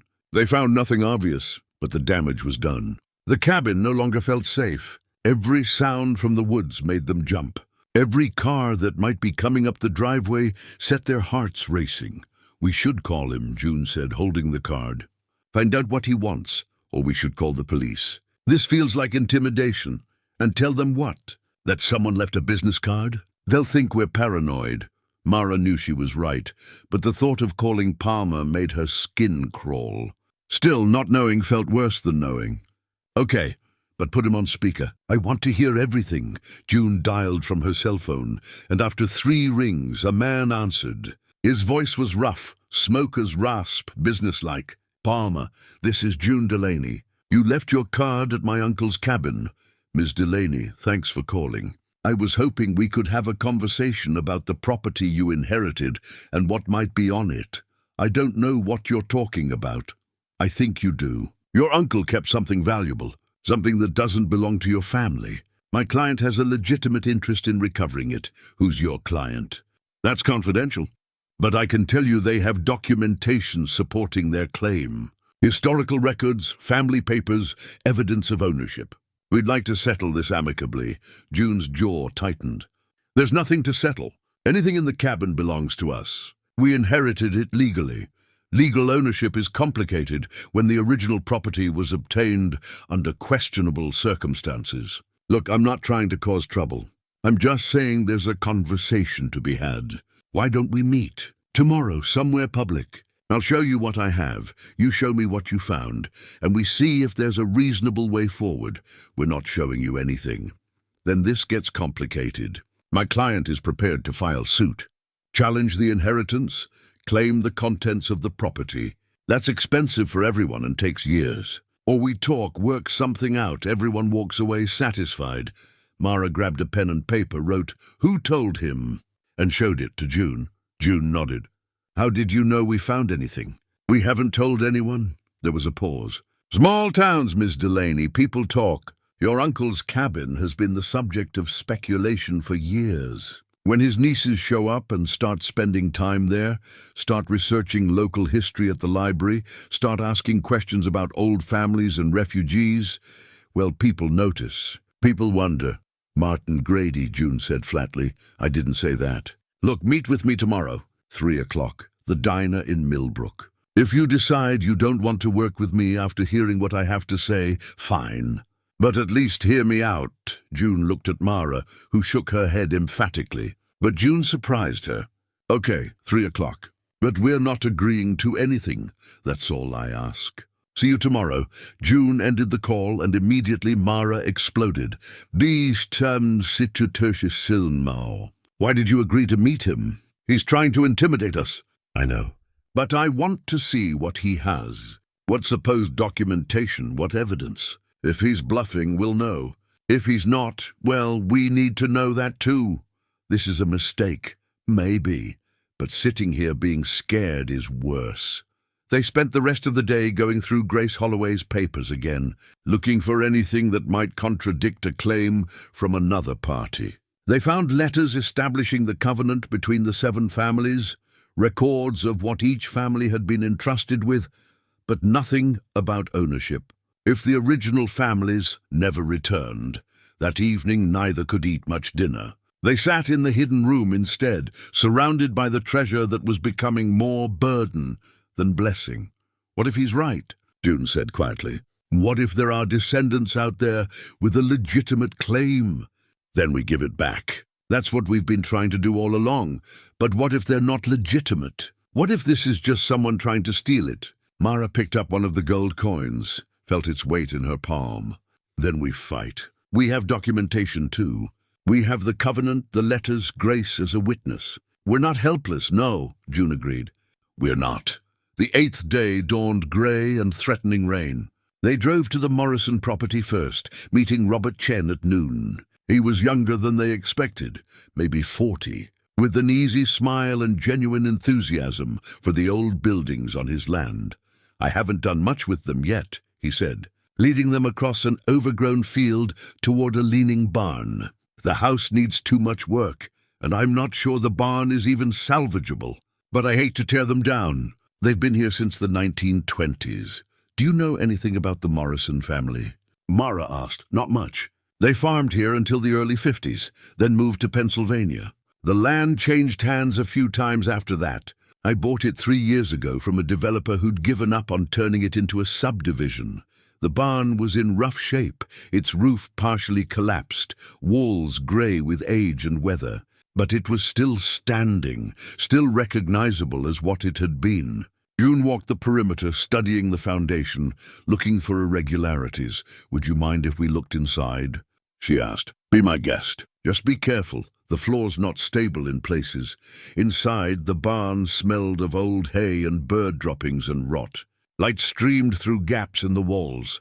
Most of the interior had been picked clean over the years, anything valuable removed long ago.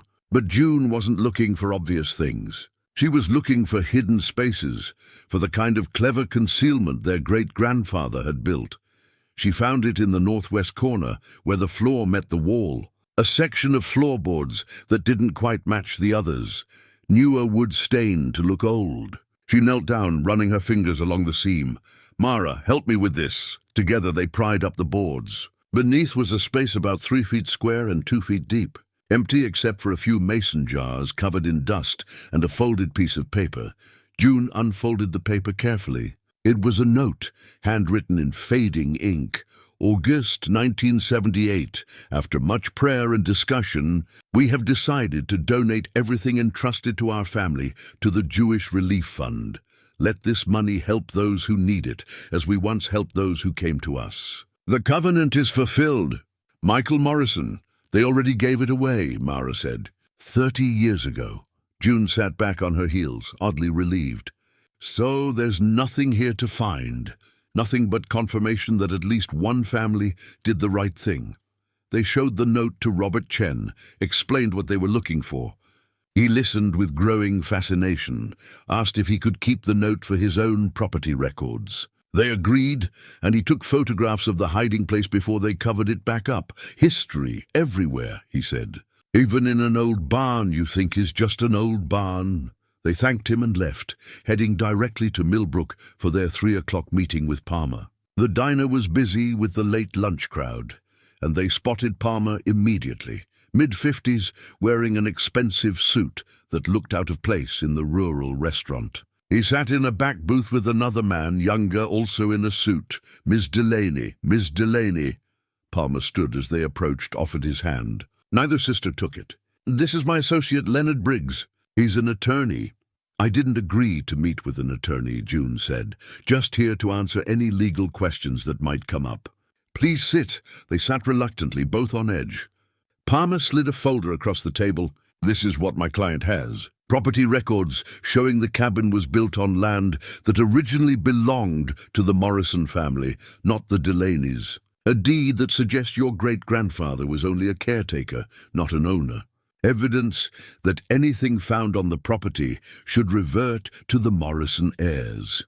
Mara opened the folder. The documents looked official, but something about them felt wrong. The dates didn't quite align with what she knew of the property's history. The deed looked too new, too clean for something supposedly from the 1930s. "This is fake," she said, flatly. I assure you it's not. The cabin was built by my great-grandfather on land his father bought in 1910. I've seen the original deed at the county clerk's office. This," she tapped the paper, "is either a forgery or a deliberate misrepresentation." Palmer's expression didn't change. "My client is prepared to pursue this legally. It will be expensive and time-consuming for you. Or we can settle now. They'll accept 20% of whatever's in the cabin. You keep the rest, everyone walks away happy."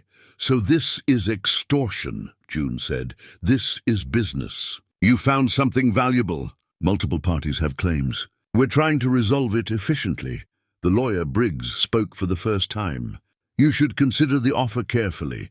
Even if you prevail in court, which is far from certain, the legal costs alone could consume most of the value." Mara looked at June, saw the same anger she felt reflected in her sister's eyes. They'd spent 7 days trying to do the right thing, trying to honor their uncle's legacy and the covenant their family had made. And now someone was trying to steal it with fake documents and threats. "No," Mara said, standing up. "We're not negotiating. And if you file suit, we'll fight it. We have the real documentation, the real history. We have witnesses who knew my uncle and can testify to the truth. Whatever you think you have, it won't stand up." Palmer's friendly demeanor dropped. "You're making a mistake. My client doesn't give up easily.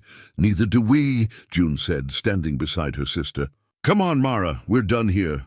They walked out of the diner into afternoon rain that had started while they were inside. Neither spoke until they were in the car with the doors locked and the engine running. "That went well," June said with bitter humor. "He's bluffing. He has to be. Those documents were fake, probably. But he could still make trouble. File frivolous suits, tie things up in court." Mara gripped the steering wheel, thinking. "We need help. Real legal help. And we need to move faster on finding out the truth about the Weiss family. If there are real descendants, we give everything to them, and this whole problem goes away." "Agreed. I'll call that lawyer friend of mine in Asheville." And we push harder on the genealogy research. As they drove back up the mountain through the rain, both sisters felt the weight of what they'd gotten into. This wasn't just a family mystery anymore.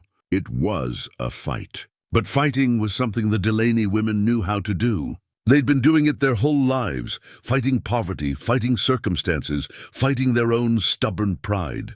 This was just one more battle, and this time they were fighting together. The 9th day began with purpose. June's lawyer friend, a woman named Patricia Chen, who specialized in estate law, agreed to drive up from Asheville that afternoon. In the meantime, the sisters worked methodically through every document they had, building their case, documenting the chain of custody from 1938 to the present. But it was in the quiet of mid-morning, when Mara was organizing the third trunk for what felt like the 100th time, that she noticed something odd. She'd been arranging the bundles of letters chronologically, checking dates, when her hand brushed the bottom of the trunk and felt something that didn't match. A ridge, a seam where there shouldn't be one. "June," she called. "Come look at this." June climbed down into the hidden room, where Mara was already pulling everything out of the trunk. With it empty, the irregularity was obvious.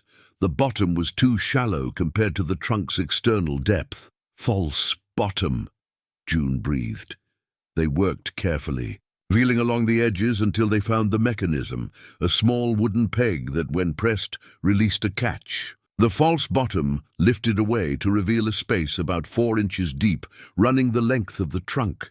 Inside was a single envelope, sealed with wax that had cracked with age. On the front, in Uncle Teddy's distinctive handwriting, "To the finder." Mara's hands trembled as she picked it up. The paper was thick, expensive, the kind used for important documents. She broke the seal carefully and pulled out several sheets of paper, folded together. "It's a letter," she said. "From Uncle Teddy." June moved closer, and together they read. "My dear nieces," it began. "If you're reading this, then you've found what I've spent my life protecting, and you've found each other again. I hope the latter matters more than the former." Mara felt tears prick her eyes. Even in death, even in a letter written months or years before they'd arrived, Uncle Teddy knew them better than they'd known themselves. I should have told you about all of this while I was alive, the letter continued.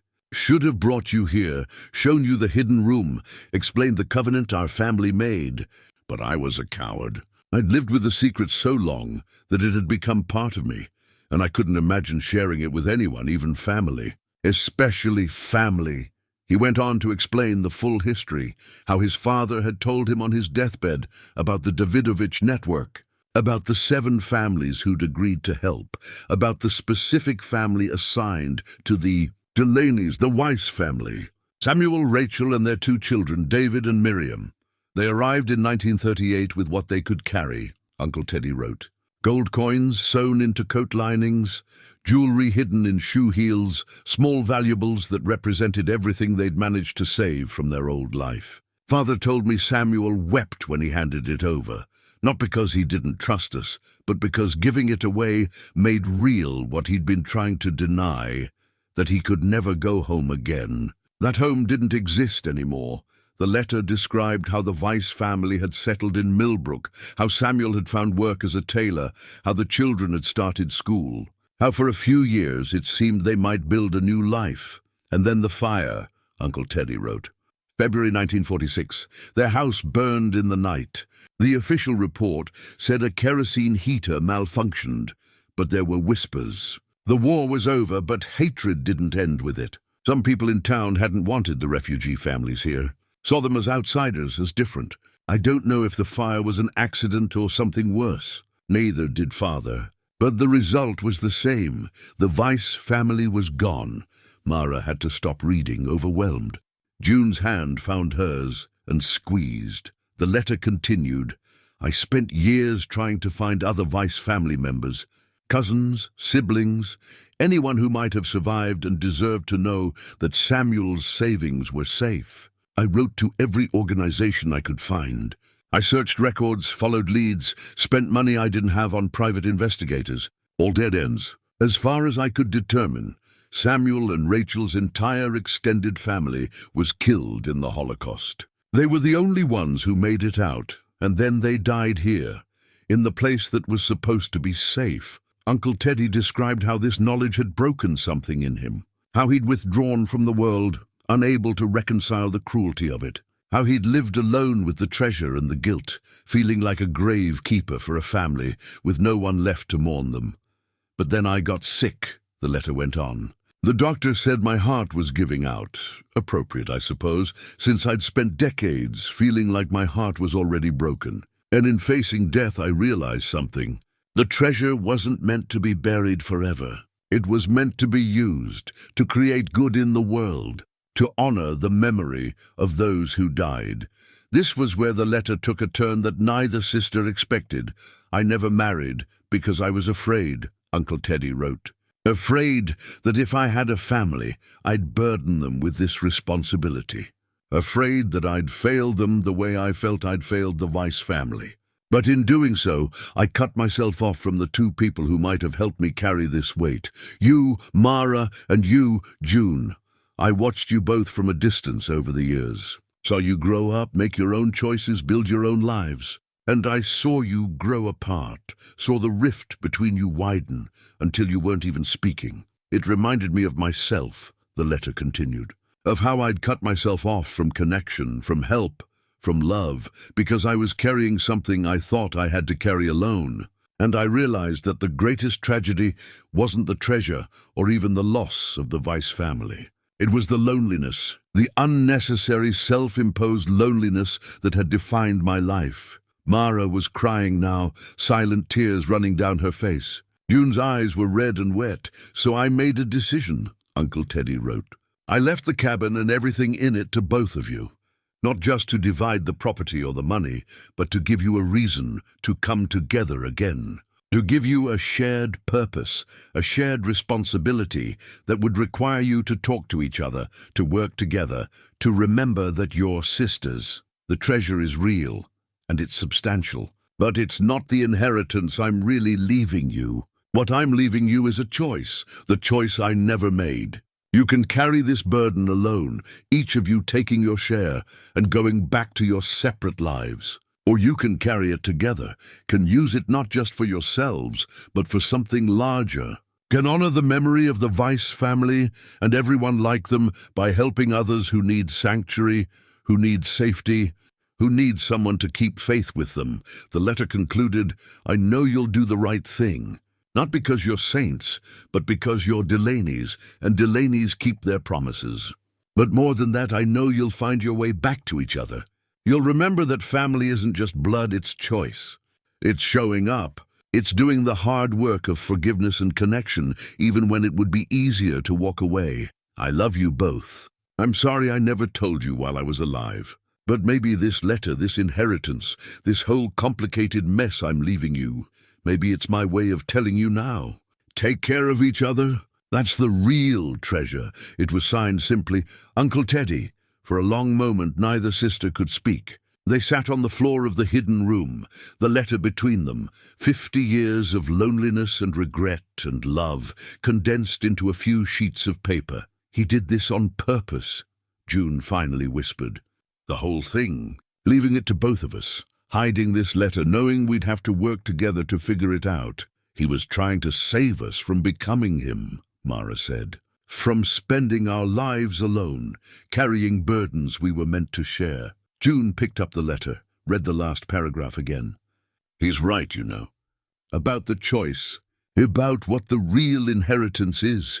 I know. They climbed back up to the main room, just as they heard a car coming up the driveway. Patricia Chen, the lawyer, arrived with a briefcase and a no-nonsense attitude that reminded Mara of June in her more confident moments. She was in her 40s, sharp-eyed, with streaks of grey in her dark hair that she made no attempt to hide. They showed her everything, the hidden room, the treasure, the journals, Grace Holloway's documents, Uncle Teddy's letter. She listened carefully, took notes, photographed documents, and asked precise questions.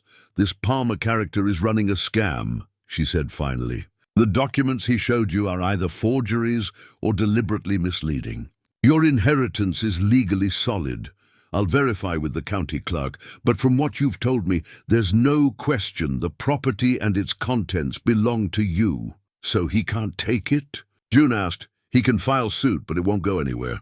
Might cost you some legal fees to defend, but I can handle it for a reasonable rate. What's more interesting is the moral question, whether there are legitimate heirs to the Weiss family fortune. Uncle Teddy couldn't find any, Mara said, and we haven't either.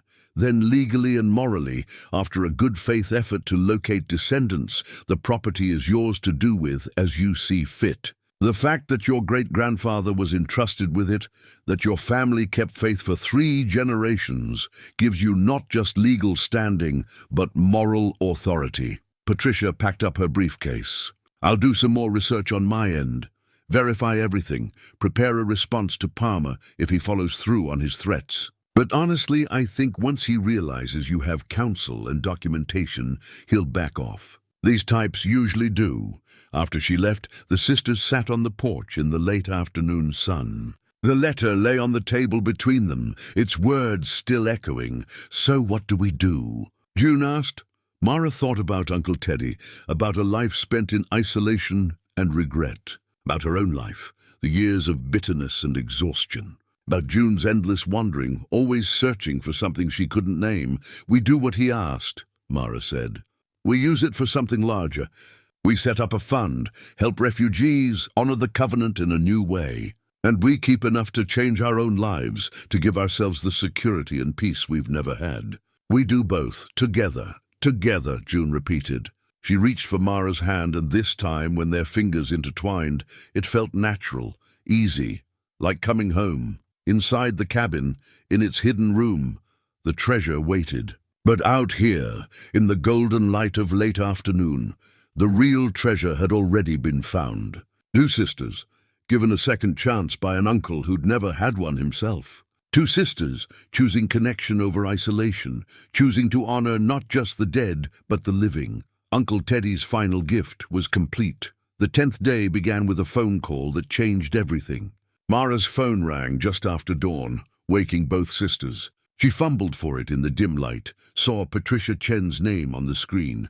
I'm sorry to call so early. Patricia said without preamble. "But I thought you should know immediately. Palmer filed suit last night. He's claiming the contents of the cabin belong to his client, who he's now named as Gregory Morrison, alleged descendant of the Morrison family." Mara put the phone on speaker so June could hear. "But the Morrison family donated their collection in 1978. We saw the note. He's claiming that was unauthorized, that Michael Morrison didn't have the authority to give away family property. It's nonsense, but it's going to require a response. More importantly, he filed for a temporary restraining order to prevent you from removing or selling anything from the property pending resolution of the case." "Can he do that?" June asked. "A judge will hear arguments this afternoon. I'll be there to oppose it, but I wanted you to know what's happening. There's also something else. I did some digging into Palmer's background. He's been involved in several similar cases, goes after people who've inherited valuable collections, claims his clients have competing ownership, settles for a percentage. It's legal extortion, basically. So this is what he does," Mara said. "It's what he does. And he's good at it because most people don't want to fight, don't want the expense and hassle. They settle. But here's the thing. In every case I found, when someone actually fought back with good documentation, Palmer's cases fell apart. His clients turn out to be distant relatives with dubious claims, or sometimes not even real people. I think Gregory Morrison might be fictional." After the call ended, the sisters sat at the kitchen table with coffee, trying to process. The cabin no longer felt like a sanctuary. It felt like a target. "We need to secure everything," June said.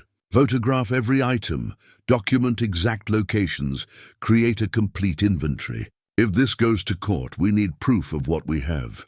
They spent the morning doing exactly that. Mara photographed while June catalogued, writing detailed descriptions of each coin, each piece of silver, each document. They worked methodically, aware that their documentation might become evidence. By noon, they'd finished. 347 gold coins of various denominations, 112 pieces of silver, serving pieces, candlesticks, jewelry, 23 journals spanning from 1938 to Uncle Teddy's death, 47 bundles of letters, 3 boxes of photographs. The inventory ran to 12 pages of small, neat handwriting. "We should make copies," Mara said. "Store them somewhere off-site in case something happens here," June nodded. "I'll drive to town, use the library's scanner and email everything to myself. Multiple backup copies. I'll stay here. Keep watch." After June left, Mara found herself alone in the cabin for the first time since they'd arrived. The silence was different now, not peaceful but watchful. She walked through the rooms, checking windows, making sure doors were locked. She felt foolish, like she was being paranoid, but Patricia's warning echoed in her mind. Palmer was persistent. He might try something. She was standing at the window, looking out at the driveway when she saw movement in the trees. Just a flash there and gone. Probably an animal, she told herself. A deer or a bear. But her heart was racing. Then she saw it again. Definitely a person, moving through the woods, parallel to the cabin. Someone was out there watching. Mara grabbed her phone, but of course there was no signal. She was alone, isolated, and someone was circling the property. She thought about getting in her car and driving to town, finding June, but what if that's what they wanted? For her to leave so they could break in? She moved to the center of the cabin, where she could see all the windows, and waited. Minutes crawled by. The woods remained still. Maybe she'd imagined it. Maybe her fear was making her see things that weren't there. Then a knock at the door made her jump so hard she nearly dropped her phone. Mrs. Delaney. The woman's voice. "I'm sorry to startle you. My name is Sarah Goldman. I'm a reporter with the Appalachian Historical Society." Mara approached the door cautiously, peered through the window. A woman in her 30s stood on the porch, holding a notebook, looking professional and unthreatening. But Mara didn't open the door. "What do you want?" "I heard about the treasure found in Theodore Delaney's cabin. I'm writing an article about the Davidovich network and the families who participated. I was hoping I could ask you some questions. How did you hear about it?" "Martin Grady contacted our society. He thought we'd be interested in the historical significance. Of course it was Martin Grady, the local historian who'd visited them, who'd been so curious about what they'd found. He'd been the leak, whether intentionally or not. "I'm not interested in being interviewed," Mara said through the door. "I understand. But you should know that the story is getting out. Grady's been talking to people, and Palmer's lawsuit is public record. By tomorrow this will be all over the local news. You might want to get ahead of it, tell your side of the story." "No, thank you. Please leave." The reporter hesitated, then nodded. "If you change your mind, here's my card." She slipped it under the door and walked back to her car. Mara watched her drive away, then immediately called June. Still no answer. She must be in the library with her phone off. Mara left a message. "Someone's been watching the cabin." A reporter came by. "Martin Grady's been talking. We need to move faster." She spent the next hour pacing, checking windows, feeling increasingly trapped. When June's car finally appeared, Mara nearly ran outside with relief. "We have a problem," she said before June could even get out. "Grady leaked the story. There was a reporter here. And I think someone was in the woods watching the cabin." June's expression hardened. "Get your things. We're not staying here tonight. Where are we going?" "Anywhere but here." "A motel in town? Somewhere with other people around?" "I don't like this, Mara. First Palmer, now reporters, now someone watching. This is escalating." They packed quickly, grabbing clothes and toiletries, Uncle Teddy's letter, and the complete inventory. June suggested taking some of the treasure itself, but Mara shook her head. "If we move it and Palmer's restraining order goes through, we could be in violation. Better to leave it here, locked up, and come back with Patricia tomorrow." "You really think it's safe?" "I think it's been safe for 80 years in that hidden room. One more night won't make a difference." They secured the cabin as best they could, locked the hidden door, checked all the windows. As they drove down the mountain, Mara looked back at the small structure that had become the center of their world. It looked vulnerable now, exposed. The trees around it no longer protective but concealing. Anyone could be watching.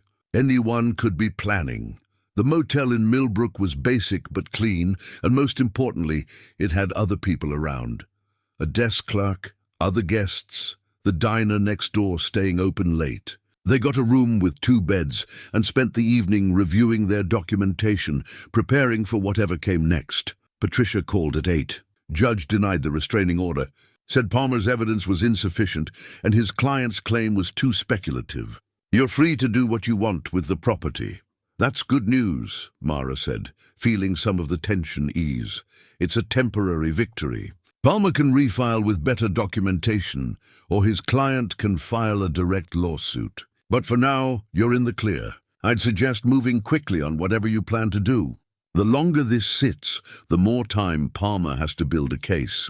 After the call, June pulled out her laptop and opened a document she'd been working on. "I've been researching refugee organizations. There's one in D.C. that specifically helps families recover lost assets and uses donations to resettle new refugees. They have a good reputation, transparent accounting, the works.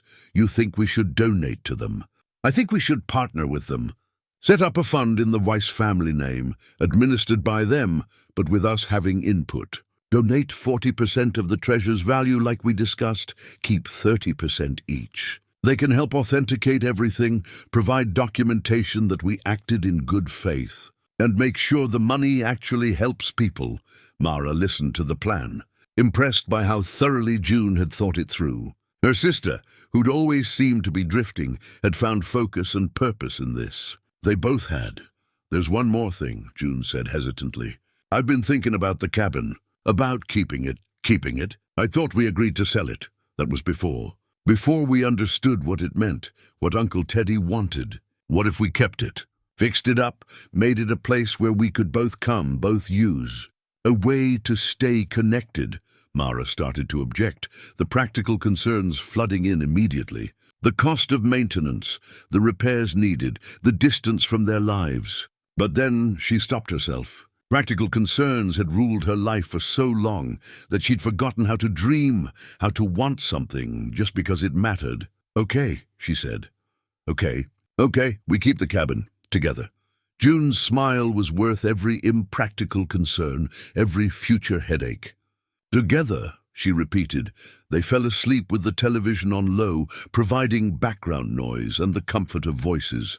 Tomorrow they would meet with Patricia, would contact the refugee organization, would begin the process of turning treasure into something meaningful.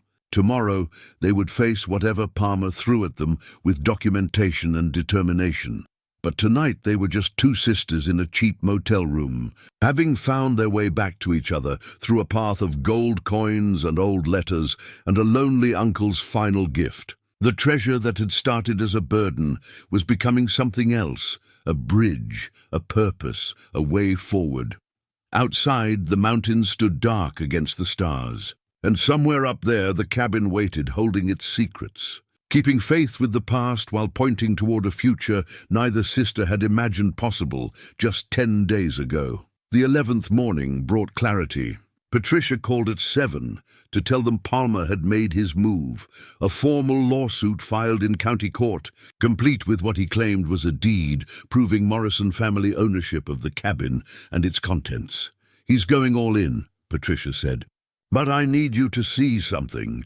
Can you meet me at the county clerk's office at 9? They arrived early, finding Patricia already there with a stack of documents spread across a research table. She looked tired but energized. The way lawyers get when they've found the thread that unravels the other side's case. "Look at this," she said, laying out Palmer's supposed deed next to a genuine deed from 1910 showing Thomas Delaney's purchase of the property. "The paper's wrong. The typeface is wrong. Even the seal is wrong. This isn't just a weak claim, it's a forgery. You can prove." "That?" Mara asked. "I already did. Showed it to the clerk this morning, and she confirmed it immediately. Someone made this document recently and tried to make it look old. Probably Palmer himself, though proving that will be harder." "So his case falls apart," June said. "His case was never real. But here's what's interesting. I did some digging on Gregory Morrison, Palmer's alleged client. No birth certificate, no social security number, no tax records. He doesn't exist. Palmer's been running this scam using fictional clients, probably pocketing any settlements himself." Patricia pulled out another document. "I've already filed a motion to dismiss based on fraud, and I've contacted the State Bar Association about Palmer's conduct. He's not just going to lose this case. He's probably going to lose his license." The clerk's office was quiet, except for the hum of fluorescent lights and the soft sound of pages turning. Mara felt something lift from her shoulders, the weight of fear, of uncertainty, of feeling hunted. "So it's over?" she asked. "The legal threat is over. Palmer will drop the suit once he realizes we've documented his fraud. He'll disappear, probably move on to easier targets in another state." They spent the next hour at the clerk's office, making certified copies of every relevant document. The original deed, the chain of title, the probate record showing Uncle Teddy's clear inheritance, and his will, leaving everything to both sisters. Patricia organized it all into a legal portfolio that would stand up in any court. "Now comes the harder part," Patricia said. "Deciding what to do with what you've found. The legal question is settled. The moral question is up to you." They drove back to the cabin together, Patricia following in her own car. In daylight, with the legal threat resolved, the place looked different again, not vulnerable but enduring. It had stood here for nearly a century, had kept its secrets through wars and deaths and decades of loneliness. It could stand a while longer. Inside, they opened the hidden room one more time. Patricia climbed down carefully, her professional demeanor giving way to genuine awe as she saw the trunks, the carefully organized treasure. "Remarkable," she breathed.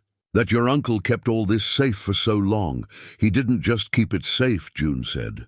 "He carried it, the burden of it, alone." "Not anymore," Mara added quietly.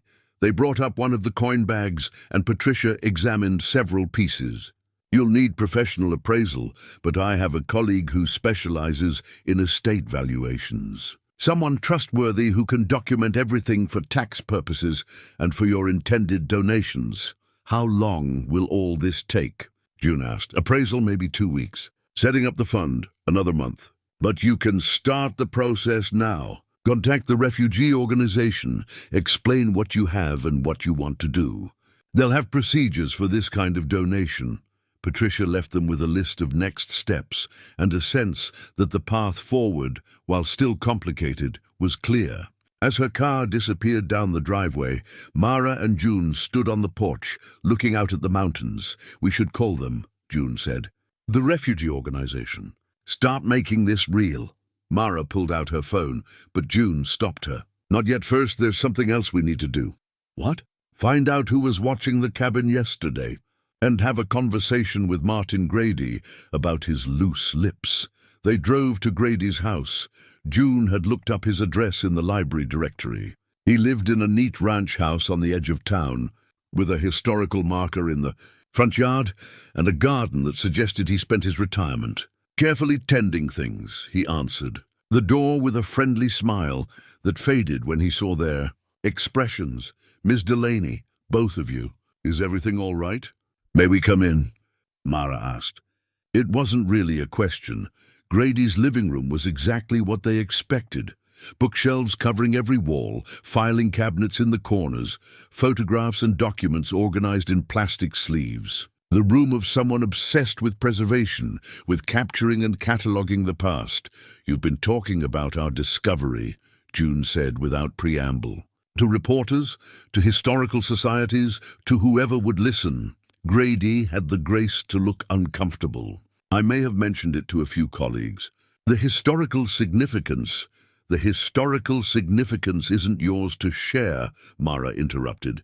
"We asked you not to say anything. Actually, you didn't. You were evasive when I visited, and I assumed you had no right to assume anything."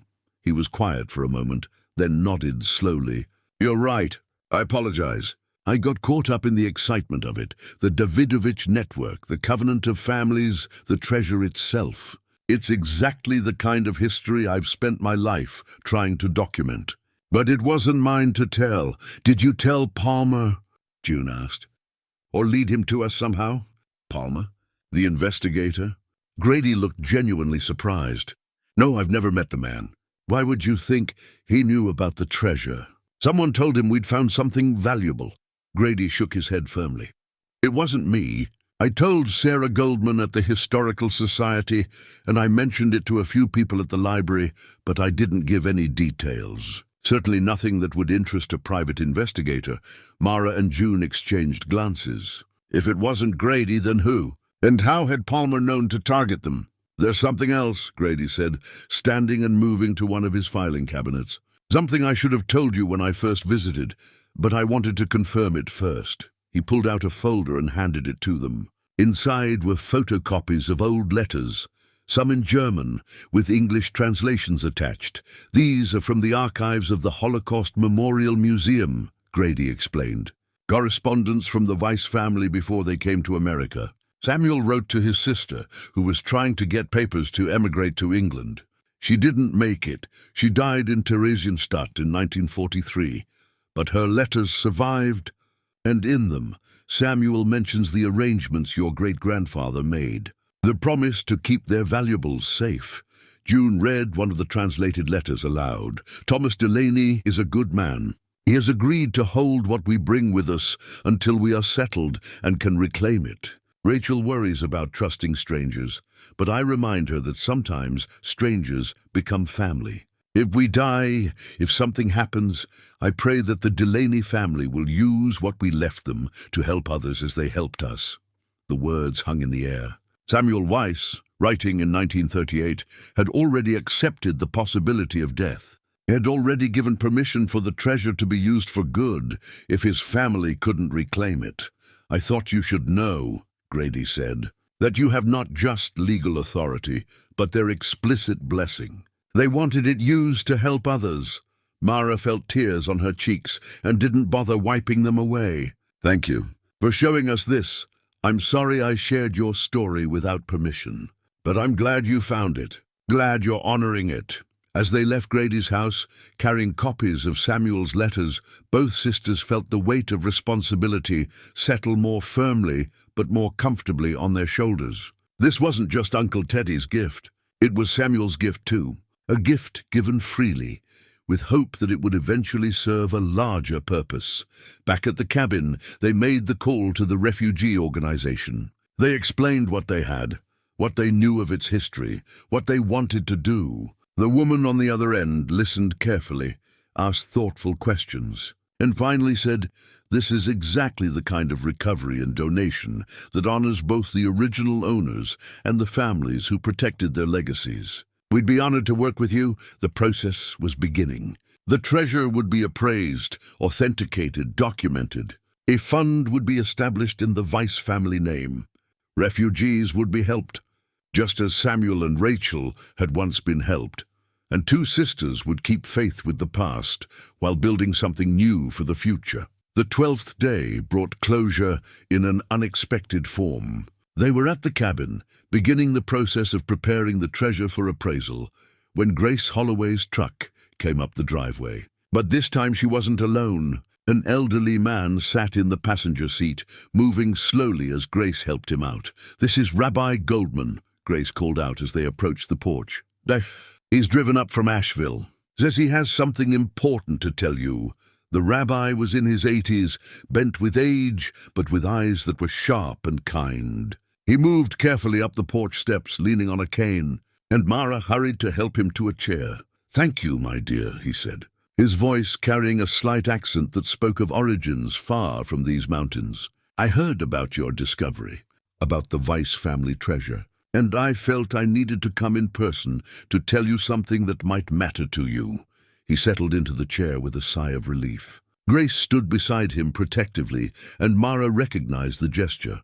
This was someone she cared about, someone she was honoring by bringing him here. "I knew Samuel Weiss," the rabbi said simply. "Not well, but I knew him. I was just a boy when my family came to America in 1937. We settled in Asheville, and we were part of a small congregation of refugees. Samuel and Rachel would visit sometimes, bring their children. David was about my age. We played together a few times. June brought water for everyone, and they sat listening as the rabbi's memory carried them back 8 decades. Samuel was a gentleman, a tailor by trade, an artist by nature. He could look at a piece of fabric and see the coat it would become. Rachel was stronger, more practical. She was the one who made decisions, who pushed Samuel to keep moving forward when the grief of everything they'd lost threatened to pull him under. "You remember them clearly," Mara said softly. "Some memories stay sharp no matter how old you get." "I remember the fire too. I was 13 when it happened. Our congregation raised money for their burial, said Kaddish for them. We knew they had no other family, no one else to mourn them." He paused, took a sip of water, gathering himself for what came next. "But 30 years later, something happened. A woman came to our synagogue in Asheville. She was from Israel, researching her family tree. Her maiden name was Weiss. She was looking for any information about Samuel Weiss and his family, because her grandfather's brother had come to America and she'd lost track of the family line. The air seemed to leave Mara's lungs. A descendant, possibly. Her name was Dvorah Kaufman. She spent several weeks in the area, researching records, talking to old-timers who might remember. I met with her, told her what I knew. She was heartbroken to learn about the fire, about the death of Samuel and his family. But she was grateful to know what had happened to them. Did she, June started, then stopped. Did she know about the treasure? About what Samuel had left with our great-grandfather? No, and I didn't tell her because I didn't know myself. The covenant was kept secret, as it was meant to be, but she left me her contact information in case I ever learned anything more about Samuel's life in America. He reached into his jacket pocket and pulled out a worn envelope. This is that information. It's 40 years old, and I don't know if she's still alive, but if she is, she has a right to know about what you found. June took the envelope with trembling hands. Inside was a piece of paper with a name, an address in Tel Aviv, and a phone number. "We'll find her," Mara said, "or her family. We'll let them know." The rabbi nodded, satisfied. "That's all I could hope for. Samuel was a good man who suffered more than anyone should have to suffer. If some part of what he left behind can find its way to his family, even now, even after all this time, that matters." After the rabbi and Grace left, Mara and June sat with the envelope between them, understanding that everything had just changed again. They'd been prepared to donate the treasure, to set up a fund, to honor the memory of a family with no descendants. But if there were descendants, even distant ones, the moral equation shifted entirely. "We have to find her," June said. "Before we do anything else." The phone number was useless, likely disconnected decades ago. But they had a name and a last known location. That night, June worked her genealogy magic, searching databases and records. Israeli immigration records, phone directories, social media. By midnight, she'd found something.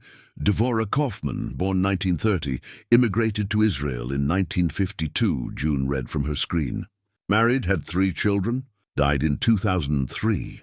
"So she's gone," Mara said, feeling a strange mixture of disappointment and relief. "But her children aren't." June clicked through to another page. Rachel Kaufman Levi, born 1955, still living in Tel Aviv, works as a teacher. And look, her email is listed on her school's website. They drafted the email together, taking hours to get the tone right, explaining who they were, what they'd found, how they'd gotten Rachel's mother's information from Rabbi Goldman. They attached scans of some of the documents, including Samuel's letters that Grady had found. To prove this wasn't a scam, they sent it at 2 in the morning, then sat in the dim cabin, exhausted and wired, wondering if they'd just made contact with a family that had been lost for 80 years. The response came 6 hours later. Mara's phone dinged with the email notification, and both sisters crowded around to read it. "Dear Mara and June," it began. "I am writing through tears. My mother spent years searching for any information about her grandfather's brother Samuel. She knew he had come to America, knew he had died there, but she never knew the details. She never knew about the covenant, about the families who protected the refugees, about the treasure he left behind. She would have been so moved to know that your family kept faith all these years." The email continued. "I have attached some photographs and documents my mother gathered. Pictures of Samuel as a young man, letters between him and his sister, my great-aunt who died in the Holocaust. I would be grateful to learn more about his life in America, about his family, about how they died. The treasure itself, I don't know what to say about that. It seems impossible, like something from a story. But if it's real, if it truly belonged to Samuel and Rachel, then I would want to honor their memory with it. They would want it used to help others, I think. That's the kind of people my mother described." June looked at Mara, her eyes shining. "We found them. After all this time, we found them." They exchanged emails for the rest of the day, sharing information, photographs, stories. Rachel Kaufman Levi was a widow with 2 adult children and 4 grandchildren. She taught history at a high school in Tel Aviv. She'd heard stories about her great-uncle Samuel all her life, but had never known what happened to him in America. They sent her the documentation of the treasure, the appraisal estimates, photographs of the cabin. They explained Uncle Teddy's letter, the covenant of 7 families, the decades of faithful guardianship. They offered to send everything to her. It was, after all, her family's property. Her response was immediate and clear. "I cannot accept taking everything. Your family protected this for 3 generations, gave up the use of it, kept faith when they didn't have to. That deserves to be honored. Please, let us share this. Use some for your family, donate some to help refugees as you planned, and if you would send some to my family, we will use it to honor Samuel and Rachel's memory here in Israel." They would want it divided this way, I think. They would want it to create good in the world, not just wealth for one family. By evening they had a plan. The treasure would be professionally appraised. 40% would go to the refugee fund they'd planned. 20% would go to the Kaufman-Levi family in Israel. 40% would be split between Mara and June, allowing them both security they'd never had. Patricia helped them draft the legal documents, ensuring everything was properly documented, above board, defensible. The appraiser arrived 2 days later, a woman from a prestigious auction house who handled her first sight of the collection with professional calm, but couldn't quite hide her amazement. "This is museum-quality preservation," she said, examining the coins under magnification. The way these were stored, protected from moisture and air, remarkable. The collection is worth, conservatively, $1.1 million.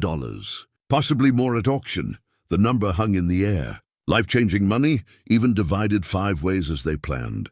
June would finally have security, the ability to put down roots. Mara would be able to help her children, retire from worry, breathe for the first time in decades. But more than the money was the sense of completion. They'd found Samuel's family. They'd kept the covenant. They'd honored both Uncle Teddy's legacy and the Weiss family's sacrifice. And they'd done it together, as sisters, as family. That night, their last at the cabin for this visit, they sat on the porch watching the stars emerge. Tomorrow, they'd return to their regular lives, Mara to Morgantown, June to Asheville, but it wouldn't be 7 years before they spoke again. The cabin would remain, a place they both now owned, both cared for, both returned to. Uncle Teddy knew, June said quietly, that this was exactly what we needed. Not the money, Mara agreed. Each other, June repeated. Inside, the hidden room was empty now, the treasure secured in a bank vault until the transfer could be completed. But the room itself remained, a testament to promises kept, to faith maintained across decades and generations. Some treasures, Mara thought, aren't measured in gold. Some are measured in the distance between 2 sisters who'd lost each other and found their way back. In the bridge built between past and present, between duty and love, between what we inherit and what we choose to become. The real treasure had been there all along, waiting to be discovered. They just needed an uncle wise enough to show them where to look. 6 months later, spring returned to the mountains with a gentleness that felt like blessing. The snow had melted from the high peaks, wildflowers were beginning to dot the meadows, and the air carried the scent of new growth and possibility. Mara stood on the porch of Uncle Teddy's cabin, her cabin now, hers and June's, and watched a truck navigate the last curve of the driveway. James, her oldest son, was at the wheel. The truck bed was loaded with lumber and supplies for the renovations he'd been overseeing for the past 3 months. The cabin looked different now. The roof had been repaired, the sagging porch rebuilt, the windows replaced with new ones that actually opened and closed properly. Inside, the plumbing had been updated, a water heater installed, the wiring brought up to code. It was still the same cabin in all the ways that mattered. But it was sound now, solid, ready for another century of keeping promises. James climbed out with a grin that reminded Mara so much of his father, it made her heart ache in a good way. "Morning, Mom. June here yet?" "Her flight lands in an hour. I'm heading to the airport soon." "Good. I want to show you both what we finished yesterday." He led her around to the back of the cabin, where a stone patio now extended from the back door, with chairs arranged to catch the morning sun and the view of the mountains. "Figured you and Aunt June needed a proper place to have your morning coffee." "It's perfect," Mara said. Meaning it, James had taken a leave from his construction business to oversee the cabin renovation, and he'd done it with a care that spoke of understanding what this place meant. Not just a building, but a bridge between past and future, between 2 sisters who'd found their way back to each other.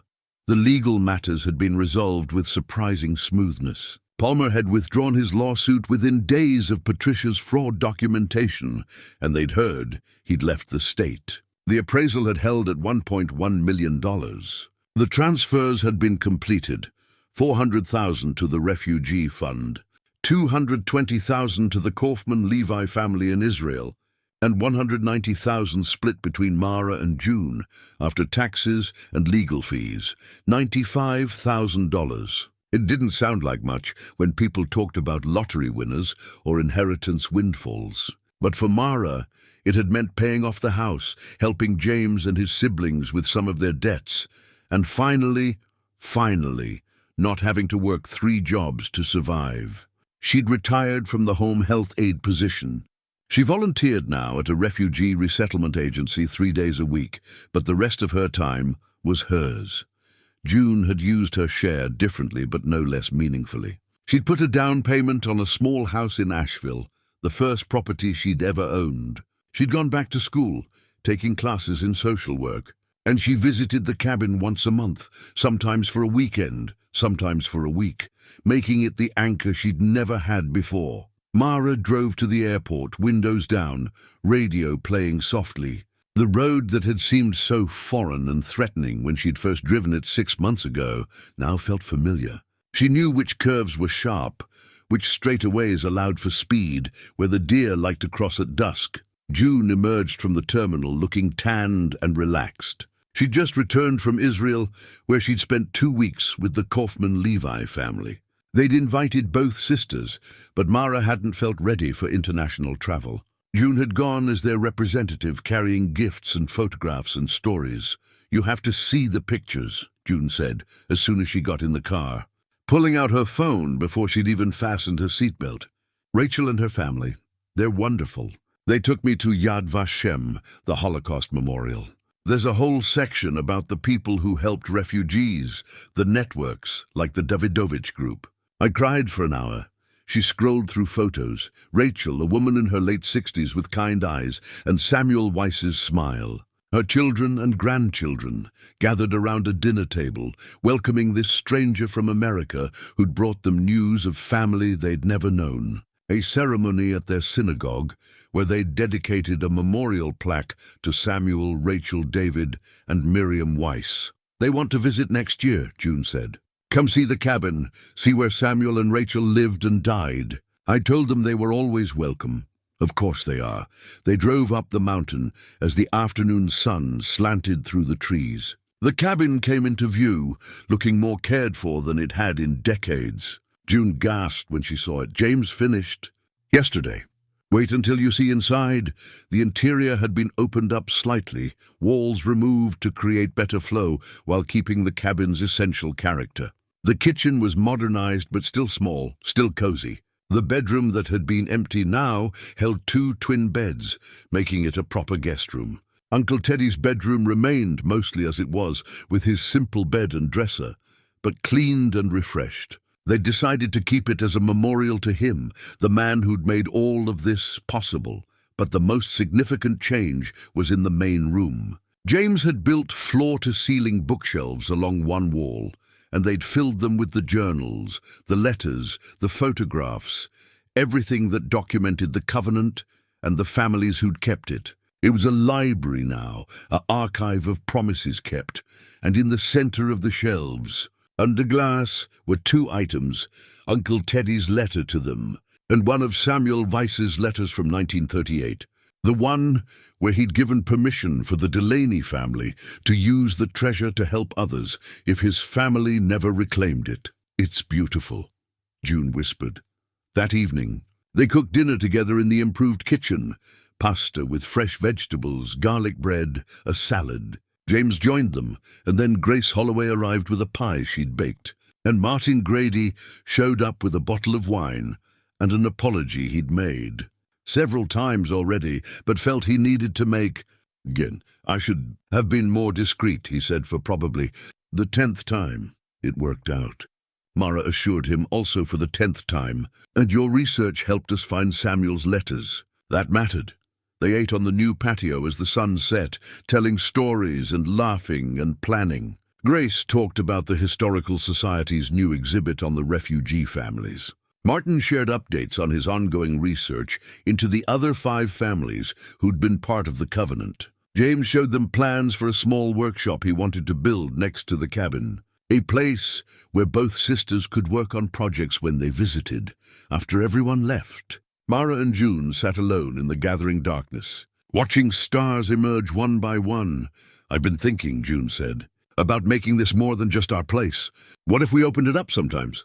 Let other people use it, refugee families, people who need a retreat, a safe place for a while." "Like what our great-grandfather did," Mara said slowly. "Offering sanctuary." "Exactly. We could do it through the refugee agency you volunteer with. Not all the time, just a few weeks a year. Keep the covenant going in a new way." Mara turned the idea over in her mind and found she liked it. The cabin had been a hiding place, then a burden, then a bridge. Why not let it become a sanctuary again?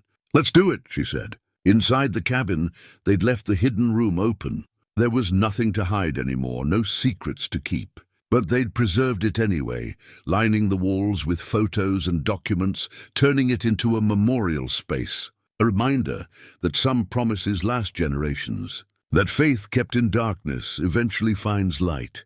Before bed, they stood together in that underground room, surrounded by the evidence of what their family had done, what Uncle Teddy had sacrificed, what Samuel and Rachel had trusted them with. "Do you think he's proud of us?" June asked. "Uncle Teddy? I think he knew we'd figure it out. That's why he left it to both of us. We almost didn't, though. We almost let 7 years turn into forever. But we didn't. That's what matters." June reached into her pocket and pulled out a small carved bird, a chickadee, its details worn smooth by time and touch. "I found this in Mom's things when I was cleaning out her house. You said Uncle Teddy gave it to you when you were 12. I thought you'd lost it." Mara took the small wooden figure, felt its familiar weight in her palm. "Mom must have found it and kept it. Probably didn't remember where it came from. Do you remember what he said when he gave it to you? About holding something small and perfect when life felt too heavy." "I remember.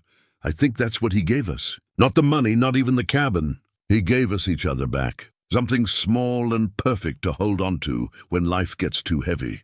They climbed the stairs back to the main room, closed the hidden door one last time. Tomorrow June would fly home to Asheville. Mara would drive back to Morgantown, but they'd return, together and separately.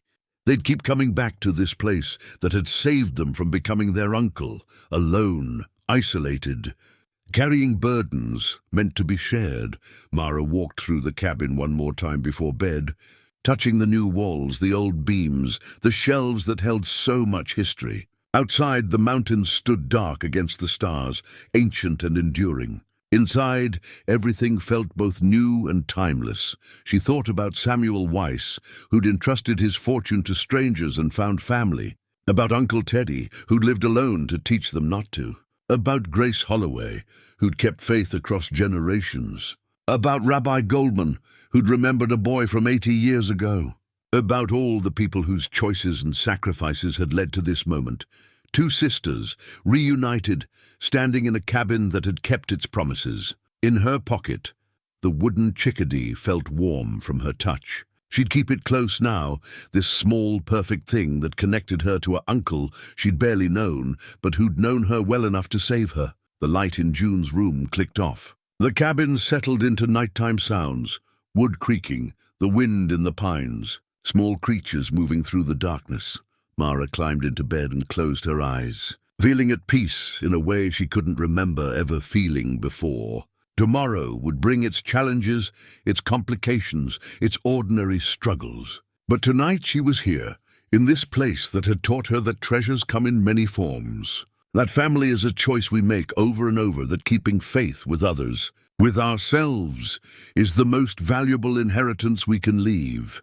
Outside, the mountains kept their watch. Inside, 2 sisters slept under the same roof, their silence no longer one of estrangement, but of peace. And in the hidden room beneath their feet, now empty of gold but full of memory, the covenant lived on.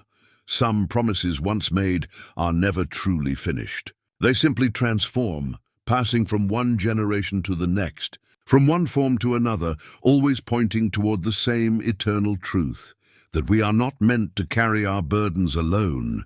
That sanctuary is something we create for each other. That the greatest treasure is always, always, the love we choose to give and receive. The cabin knew this. Uncle Teddy had known this. And finally, after 7 years and 6 months and a journey through history and heartache, Mara and June knew it too. They were home.